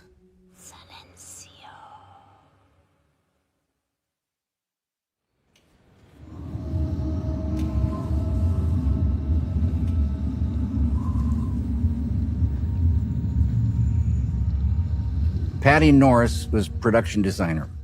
And she came to me and she said, David, they want to tear this cabin set down. I'm coming to you to make sure you're, finished, with it and would take it down. And I said, well, let me think about that. Don't take it down.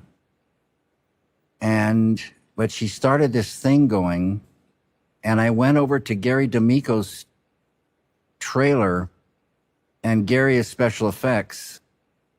And I say, Gary, could you blow up that cabin? So Gary went to work, and I told Patty we're gonna blow it up. And so not only are we gonna blow it up, but we're gonna shoot it in reverse.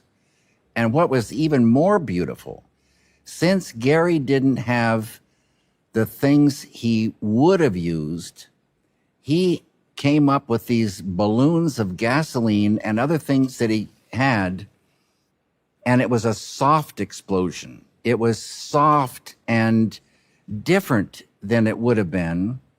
The wind and dust and the soft explosion, it was so beautiful. I think we had 3 cameras on it, and it was just a magical thing. And it came out of, do you want it torn down or not?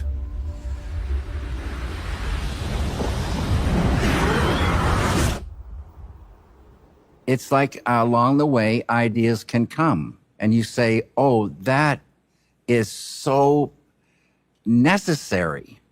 It changed the thing. You know, when you have that thing going, it's a magical place. It feeds into the mystery of everything. And it gives a feeling. It gives a feeling and gives a thinking. And it's was just incredible thing that came along.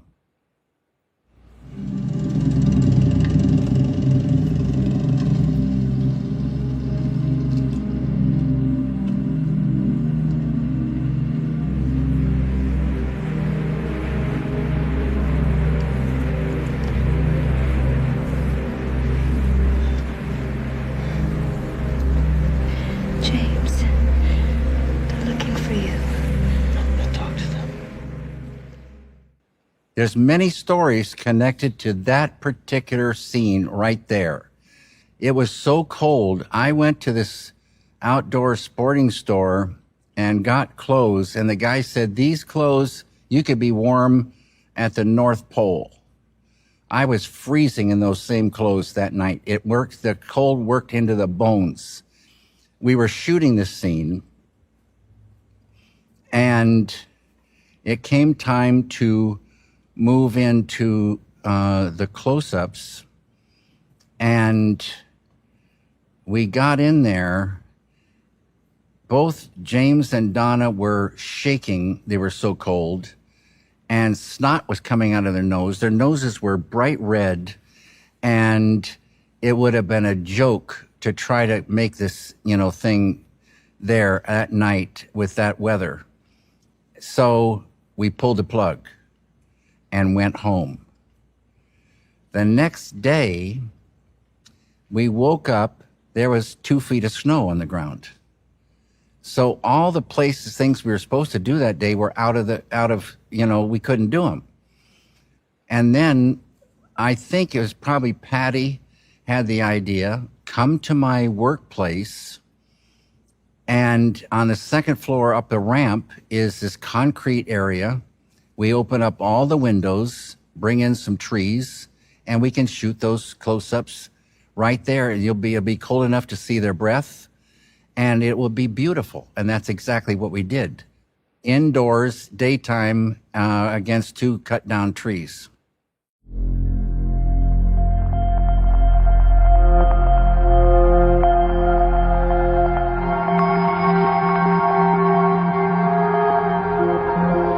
I've used these shots from time to time where people come out of darkness, and I love that. I love seeing just black, miles and miles of black, and then from it, it's very beautiful. So people coming out of darkness visually is beautiful, but the idea of coming out of darkness is really what life is about. So it's something to think about. I have this thing about darkness. If there's part of the frame that's really dark, again, it's like room to dream. You don't know what is back there. If you see everything, it's more safe. It is the unknown, this darkness, things coming out of the darkness. Herb Cardwell started the lighting. This world of Eraserhead had to have a certain feel, sort of back in time, other world.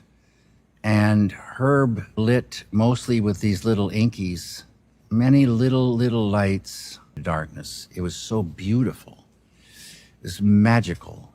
And black and white, they say, is much harder to light than color. Blend right, it looks like it doesn't have any legs. It's tricky business. Every move is plotted out, all the lights are set.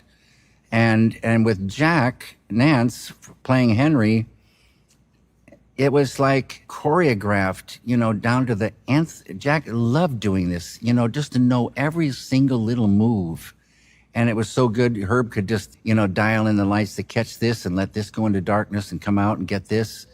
It was very beautiful, very, very beautiful.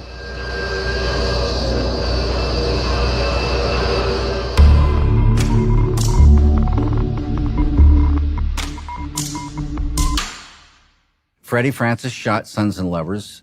Freddie knew black and white, and Freddie also is British and knew those times with gas lights and early electricity, these kind of hospitals and the mood of them, the whole thing, Victorian England.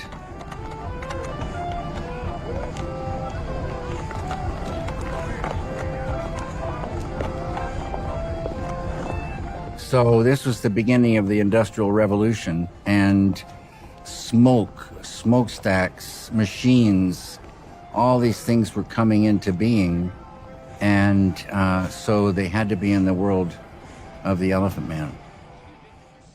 Philadelphia is my greatest influence, and all the architecture I fell in love with. I fell in love with the smokestack industry.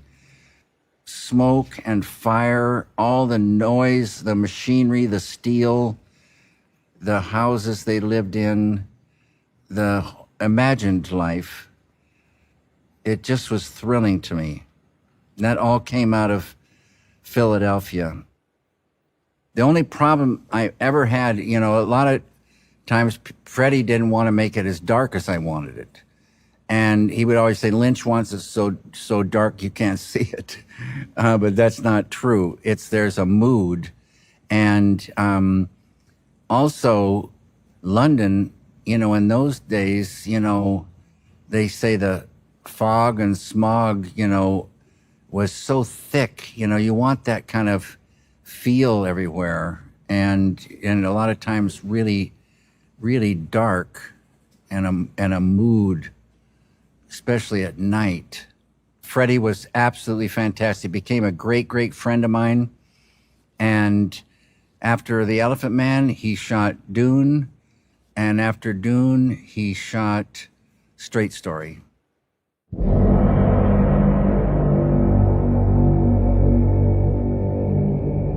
The play on the stage was shot many different angles. So all the pieces were there, but, the play, if it had just been shot straight, was, even though it was a nice play, it was quite boring. And this is seen through the eyes of, John Merrick, and it's magical to him. It had to feel much more magical than just a live thing.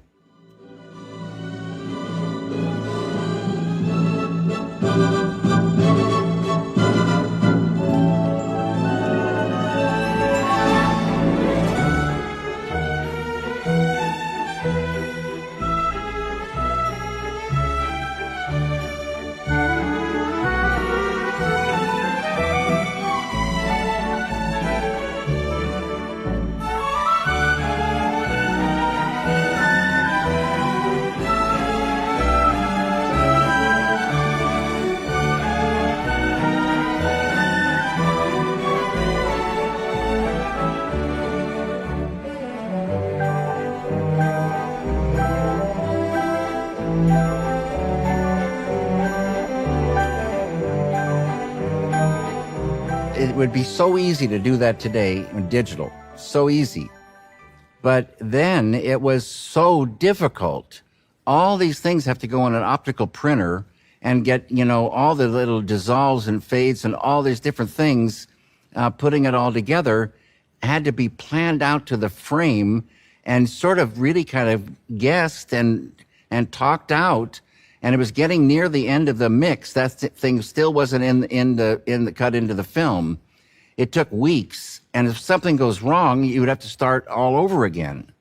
It was a thing that was built and took a long time on the optical printer.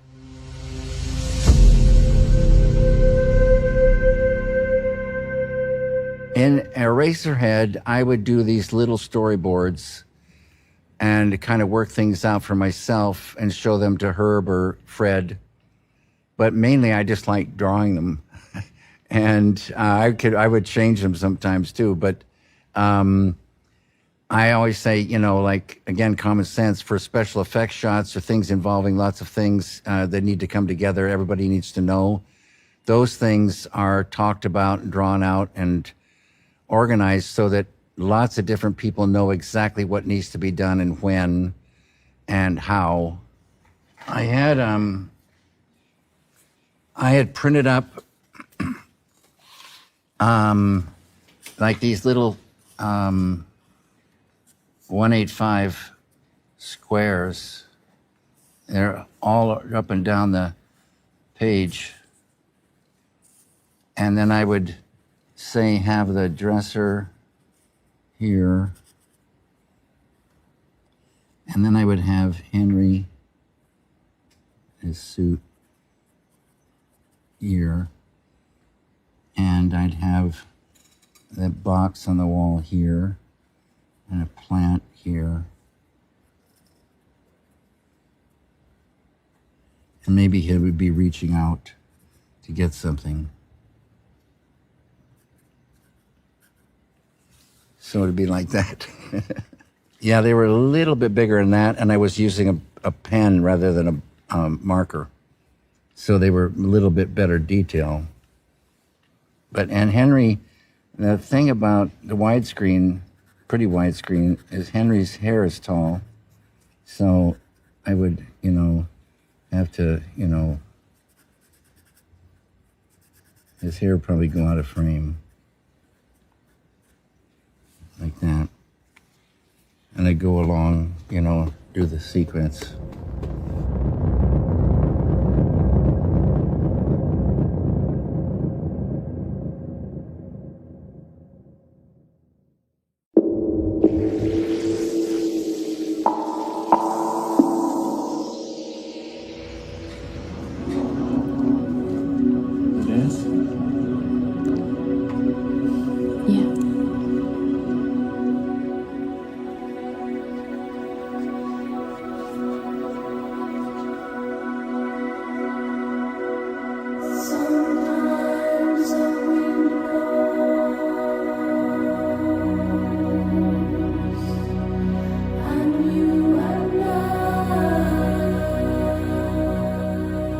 Music, as everybody knows, is magical.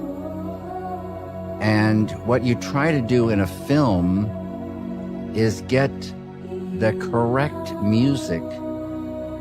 Music, to my mind, has to marry with the picture. It has to form a union. And it can't just be any piece of music. It has to be the correct piece of music. There might be, out of 10 trillion pieces, 10 that will work. But when you pick the one, you pick it because it marries. And then the way the music enters, I love you, Jeffrey. and how it rises and falls, I love you too. and how it goes out is also critical. So it feels correct as it's moving. And a hope is when all these elements get together that the thing can jump and be that thing, the whole is greater than the sum of the parts.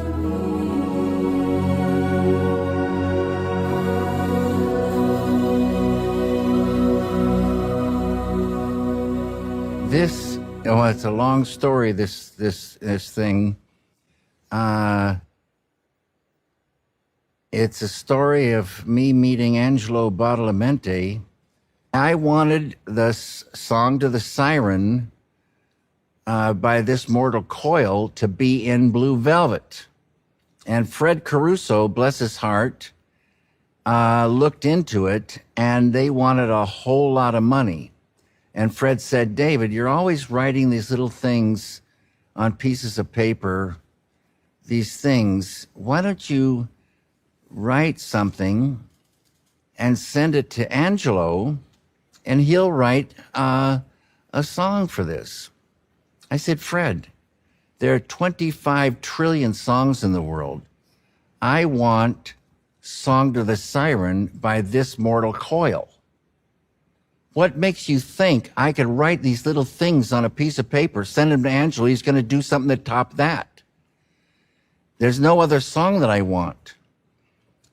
So one thing led to another, and eventually I sent these little scribbles up to Angelo, these lyrics, and Angelo laughed at him. He said they don't rhyme. They're not like traditional lyrics. He tried one thing that didn't work, and he said, well, what's wrong? I said, it's got to sound angelic. It's got to float. It's got to, have these, it's angelic floating. So he got Julie Cruz, and Julie Cruz and Angelo worked on it, and then it had this very, very beautiful feel.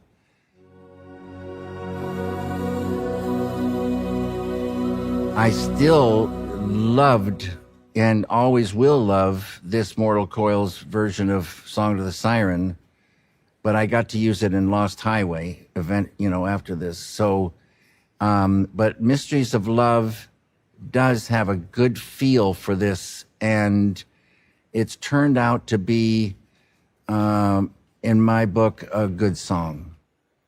When we started working together, I would sit next to Angelo on the piano bench. It was a Rhodes piano. I would talk to Angelo with words, and Angelo would play my words. And if I didn't like what he was playing, I would change my words. And then, little by little, my words changing caused Angelo to play something that was just right. And once Angelo caught that thing that I liked, he would take off. And it was a magical thing that was going on.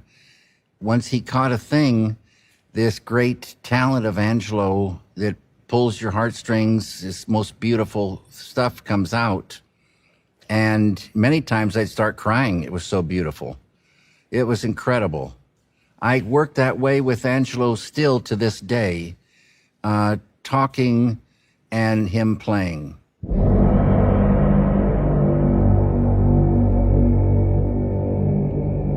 Alan Splett was legally blind.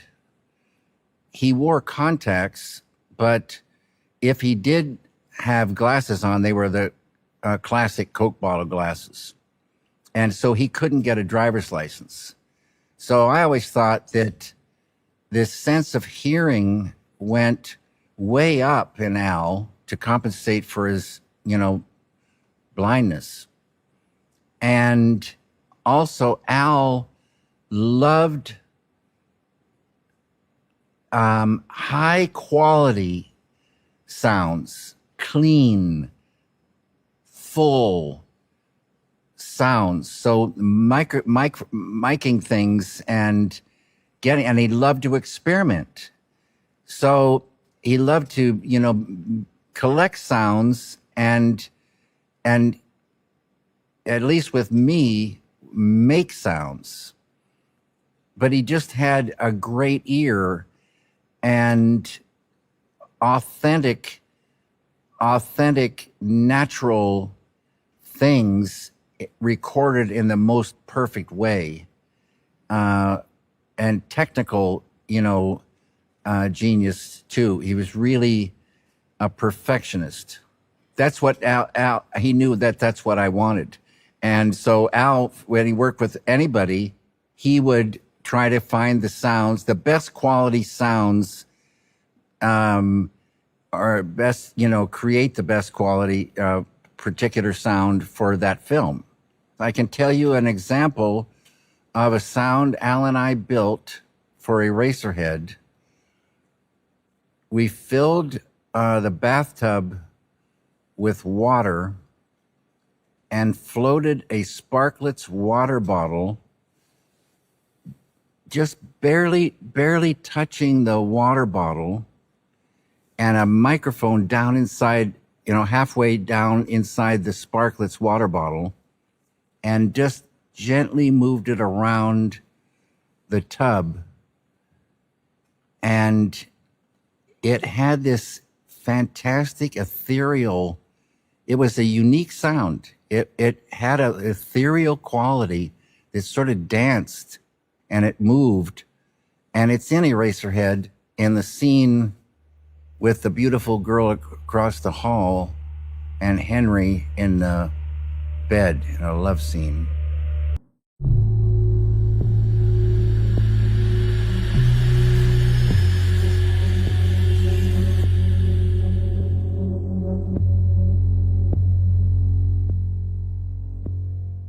When is it appropriate to break the rules? Honestly, except for traffic, I believe in Mr. Eddie. You know how many fucking car lengths it takes to stop a car at 35 miles an hour? That tailgating is really bad and that people should stop for stop signs and red lights. But in cinema, I don't like rules. And this was in the early 70s, and there was no graffiti. Would I advise people to go out and steal the shots without a permit? I know that Werner Herzog would want to do that. I would want to do that. But I think we live in a world now where it's better to go and get those permits. And a lot of times they'll work with you if you're low budget and, or student film or, whatever. But, and also it's very important to go when you go out in a safe way so no one gets hurt. It's better to be safe all the way around, I think.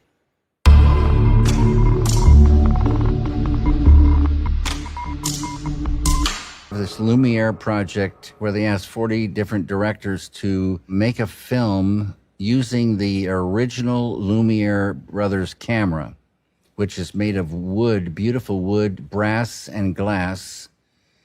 And the deal was you had 3 takes, and each take was about 55 seconds in a beautiful little wooden magazine, hand-cranked camera, and you got 3 takes. You had to use natural light. You could not edit, but you could put in sound or music. And so it's one continuous take. The camera was the same, the lenses were the same, the emulsion was the same, and those were the rules. I was in my wood shop, and I got this idea of different sets and to move from one place to another. And then Gary D'Amico and Phil built this box. You just pull this little string and the doors just slam shut and it's absolutely black. And then we go to another set and they'd fly open and then they'd, slam shut and we move to another place, or this we'd open up on smoke and go to 4. The mother at the beginning on the couch, they find the little boy, the police, then it goes to the mother on the couch, then it goes to the women and the deer and, in this place. And then they had to move the couch and the mother out around into another part of the set. We built these sets out at Gary D'Amico's house. It was so much fun. Restrictions sometimes can conjure really great ideas that provide solutions. It's really true. Necessity is the mother of invention. These things flow out sometimes with restrictions. And if you have tons of money, you just don't think about those things. You just know, what the normal way to do it is, and you do that. But if you have restrictions, you could come up with ideas to make it work, and it could even be more interesting, than the solution with the money.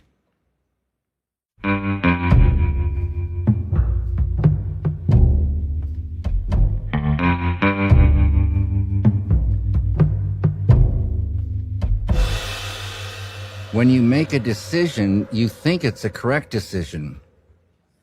And sometimes it's slow motion, realizing that it isn't. Sometimes it's fast, but you think it's a correct thing.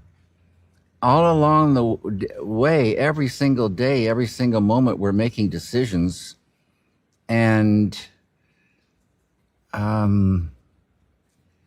you just do the best you can.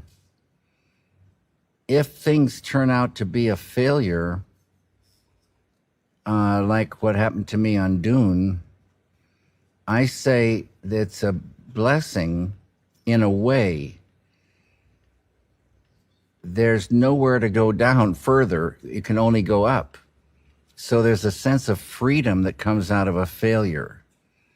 If you have a success, there's kind of like a extended drum roll. This best thing, next thing better be as good as that. It better be good, or you're going to take the fall. So you could start second guessing yourself. And so there's danger in a success.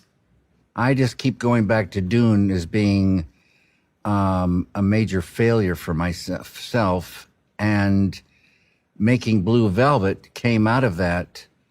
So it was euphoria, nowhere to go but up, and a sense of freedom and euphoria making Blue Velvet.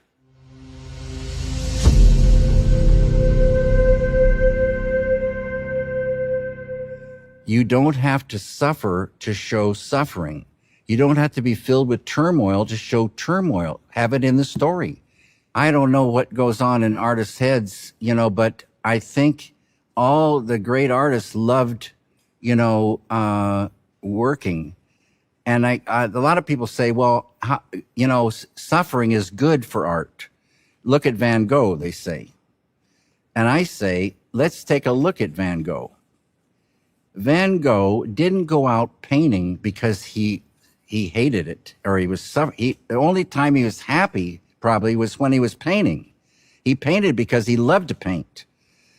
And the rest of his life was pretty miserable. He didn't sell anything. He was broke. A lot of times he's probably really hungry. But it's just common sense.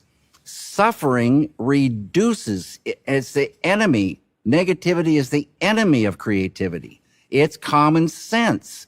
If someone is depressed, they say they don't even feel like getting out of bed, let alone working. If you're sad or if you're filled with bitter anger, that occupies the mind. Maybe you do angry paintings. So what? You could do angry paintings, but be happy in the doing. This romantic idea is a French idea, I say.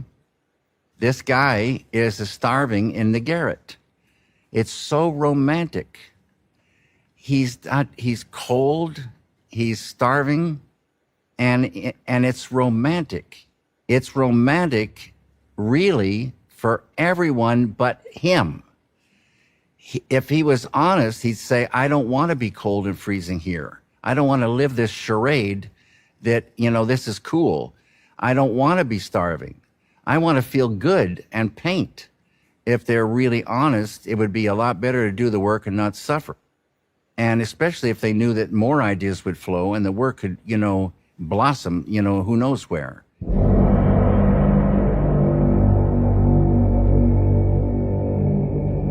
The feature film is the thing that's in trouble right now. Except for the so-called summer blockbusters, people don't go to the theater. They watch cable television is the new art house, and where you're going to see something that is not in the summer blockbuster category. And there will be directors that will come out of that, filmmakers that will come out of that, that'll shine. And it's just going to happen in that world for a while. Those things, 2,000 people in a big, giant, beautiful palace theater with a giant screen and great sound, all watching the same film, that thing, I don't see the old way filling up theaters night after night, I think is gone. We're losing quite a lot because the thing that I've found out is when you have a theater filled with people, the film runs slower. And in a feature film, there's no commercial breaks. There's no breaks at all. And you have to pull the audience for 2+ or 3 hours and hold them. And with that many people, it seems to be a kind of an intelligence that rises up in the group. They can think ahead of you. And they can drop out, and you have to be able to hold them. And that's a tricky business. With cable television, there's just one or two or three or four people in the room. It's a different thing. They're more forgiving in one or two people. One person is incredibly forgiving. They won't be like 2,000 people in a room. And it's they'll forgive many things, and it's just the way it is. In television, I say it gives an opportunity for a continuing story, and this to me is beautiful. A story that goes and it gets a world going and characters going, and it can go and go and go, and it can branch out, and it can go here and there. And great things can happen as you go deeper into it. If you build a film for the audience, because it takes a year or more to make a film, the audience is going to be a year different when the thing is done. And you could, have missed that time. If you stay true to the idea and make it as good as you can, and you love it, maybe others will love it too, but you don't know. If you think about the audience and build it for them, you got just as good a chance. They might hate it, but you didn't build it for yourself. And it's like, to me, the wrong way to go. Build it and make it true to the ideas, and you are the final say, and have control. And then when you release it, you lost your control. You just take what you get. It can be a great, big, beautiful world. We're all, like I said, different on the surface. So find your own way, find your own voice. And,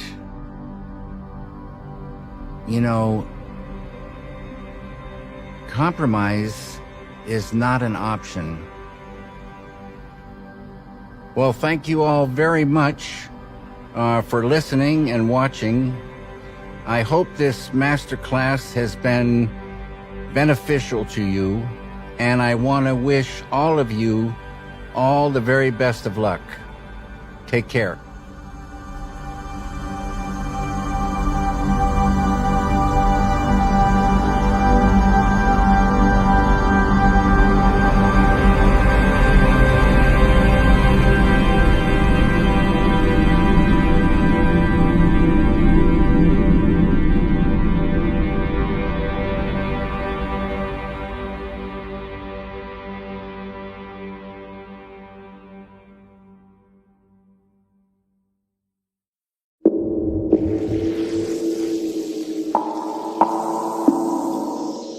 I'm going to do a drawing, and this drawing is what I call my poor man's unified field chart to describe what happens and how transcendental meditation works. So I'm going to draw this one line here. This line represents the surface of life. Surface. We see surfaces, metal and wood.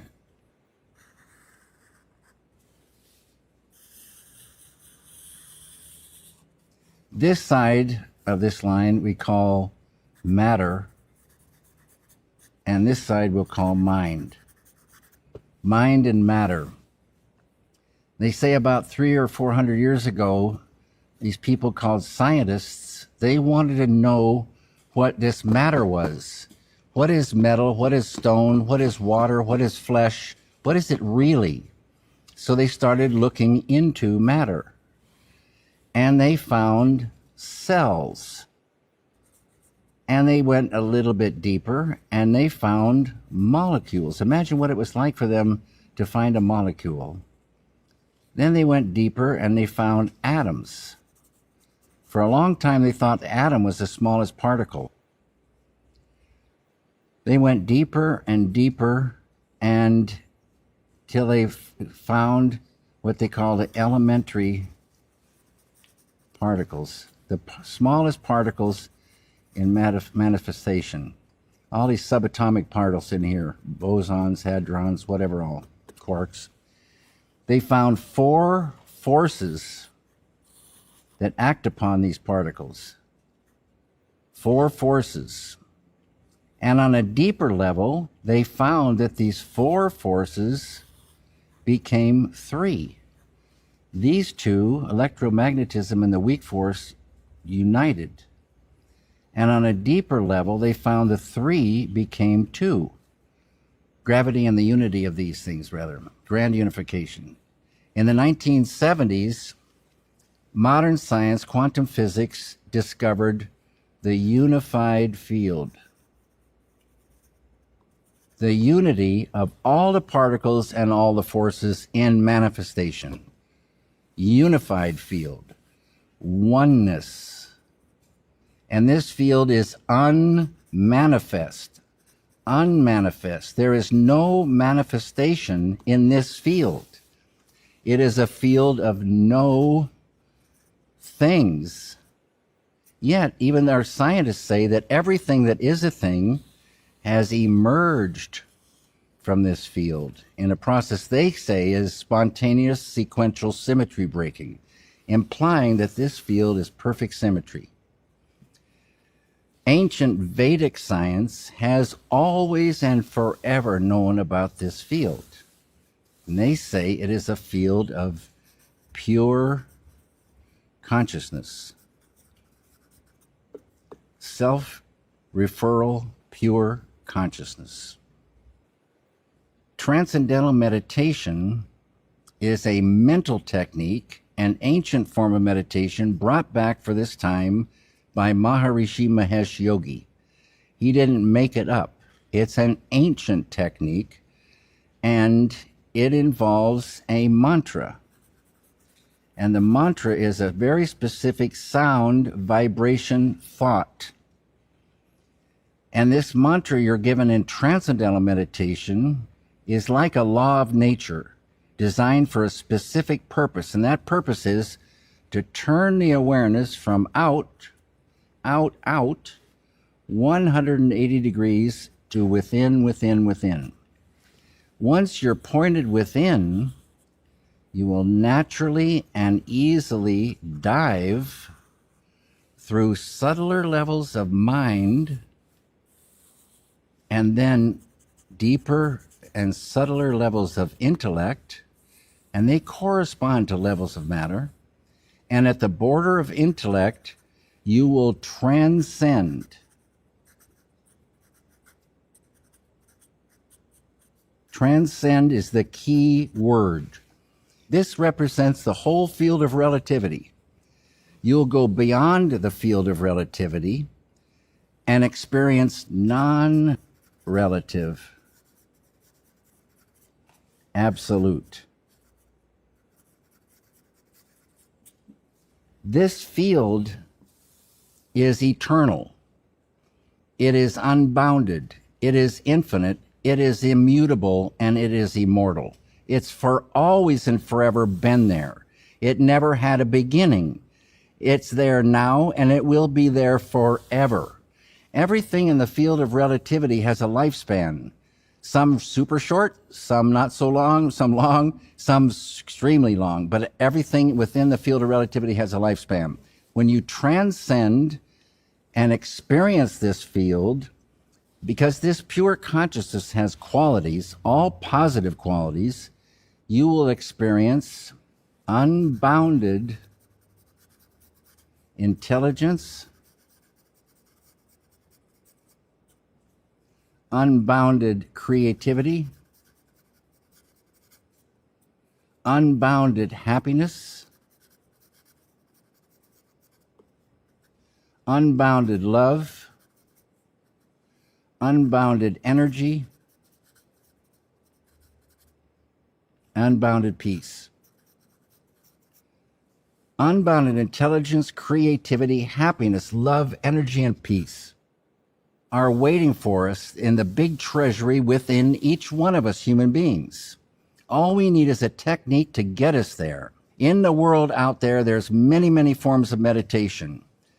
And all these now have been tested on the EEG machine and different forms of brain research. And transcendental meditation is the only one that brings transcending. You want to experience this field.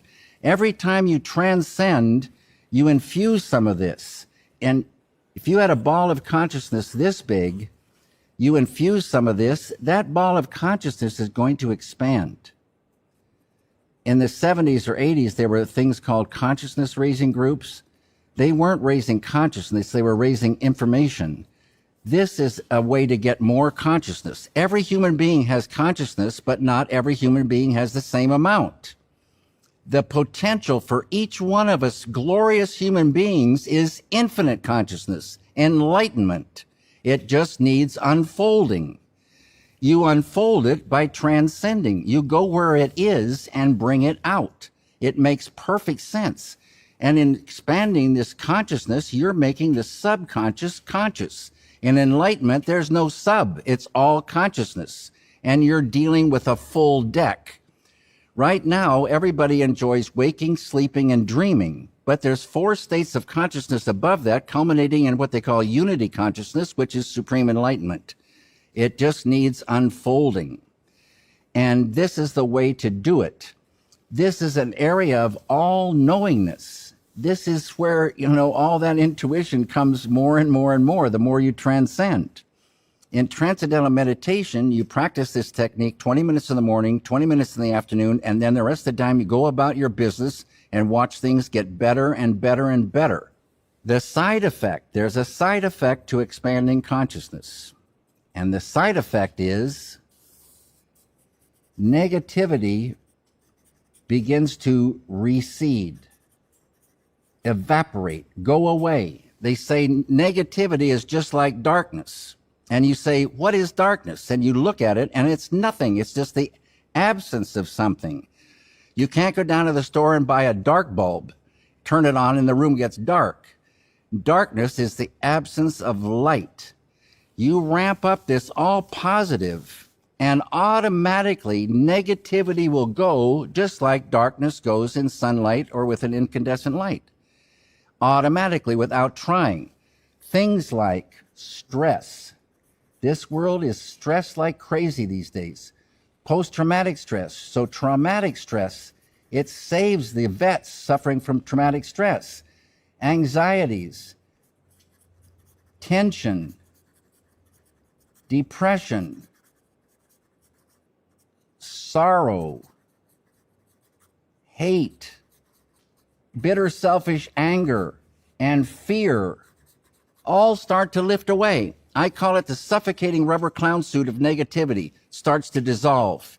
And this rubber clown suit is so heavy for us. It kills creativity. It kills joy of work. It kills energy. It makes you sick. Stress-related illnesses. Stress can kill us. This stuff starts disappearing. That dissolves a rubber clown suit. No one wants to be a clown suffering. Here is a thing that gets rid of it. Here is a thing that brings more intelligence, see, more awareness, more understanding. It brings more creativity. Ideas start flowing more. It brings happiness in the doing. It brings peace, inner contentment, and a joy of living. And it serves the work. Money in the bank, common sense. This is the way to get more intuition, more happiness in your work, flow of ideas more and more, a way to solve the problems. The answers will come. The more consciousness you have, and that heavy weight of negativity going away is such a blessing. So as part of film school, you should learn Transcendental Meditation. Transcendental Meditation is a unique form. If you practice a concentration form of meditation, because the mind is engaged in concentration, it will keep you near the surface, near the surface. Maybe there's some benefit, but you're not transcending. Contemplation form of meditation, like watching your breathing or smelling the roses, that's a nice thing, but you're not going to transcend. So you want a thing that gets you to the treasury, to the real thing, and infuse that and grow in that, and you'll never, ever, ever be sorry.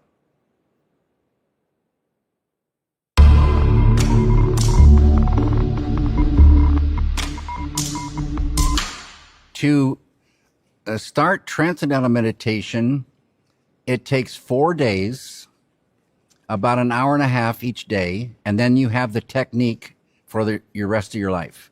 You understand how it works, you know you're meditating correctly, your questions have been answered, and you have it.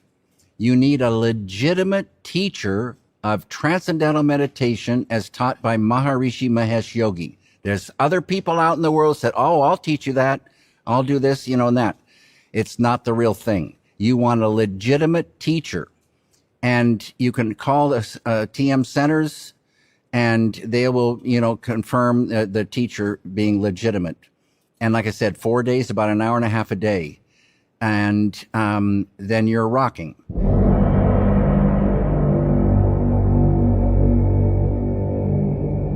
I wasn't so self-assured. I was creative, but I wasn't self-assured. And in this business, you'll get steamrolled. You'll get killed. And probably in any business. There's, self-assuredness. And then there's many of us that work for the goal of the work, money. But we don't enjoy the day-to-day so much. And wouldn't it be great if you could be happy inside and enjoy the doing of almost anything? You enjoy the doing of things. You enjoy more and more being alive. You see a bigger picture. I say life becomes more like a game than a torment. Energy. People have trouble sleeping. People are tired. And when you're tired and stressed, you do strange things. Many people in prison are there because of stress and, what it does to the brain, causing us to do these strange, violent things that most people regret almost as soon as they've done them. But nonetheless, they're in prison. Many, many illnesses are avoided because of, stress leaving. So then there's, this thing of love. People start looking better. They start looking friendlier, and you see, more of loving all diversity. It's like you start loving, all people, and it's really, really beautiful. And understanding people more and more, it causes much, less conflict.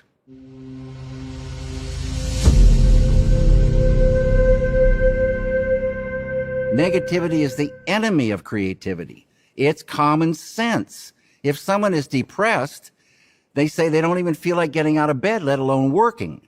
If you're sad or if you're filled with bitter anger, that occupies the mind. Maybe you do angry paintings. So what? You know, it's like you'd be doing, you know, you could do angry paintings, but be happy in the doing. But they take it out on everybody around them. They poison the environment. They poison themselves. This anger will kill you. It's a poison. They say anger is a real sign of weakness. It's a sign of weakness. They can't even control themselves. You start meditating. I was filled with anger when I started. 2 weeks later, my first wife comes to me. I took it out on her. I took it out on her every morning, and I made her life hell. 2 weeks after I start meditating, she comes to me and says, "What's going on?" I say, "What are you talking about?" I said, "It could have been any number of things." And so then she said, "This anger, where did it go?" I didn't even realize it, but it was true. She realized it because I wasn't giving her trouble. And it was so beautiful. I started feeling better in my body. I started feeling more self-assured. I started getting happier in the doing. And I see that ideas flow more. And it's like the joy of living increases, you know, all the time. And you get more in tune with Mother Nature, the laws of nature. And these laws of nature, sweet Mother Divine starts actually helping you, you know, when you get in tune. It's so beautiful what goes on. It's a cosmic thing. And for some reason, human beings have lost contact with this field. But now there's a way to reestablish contact and unfold our full potential and start enjoying life, walk away from suffering and negativity, and party time.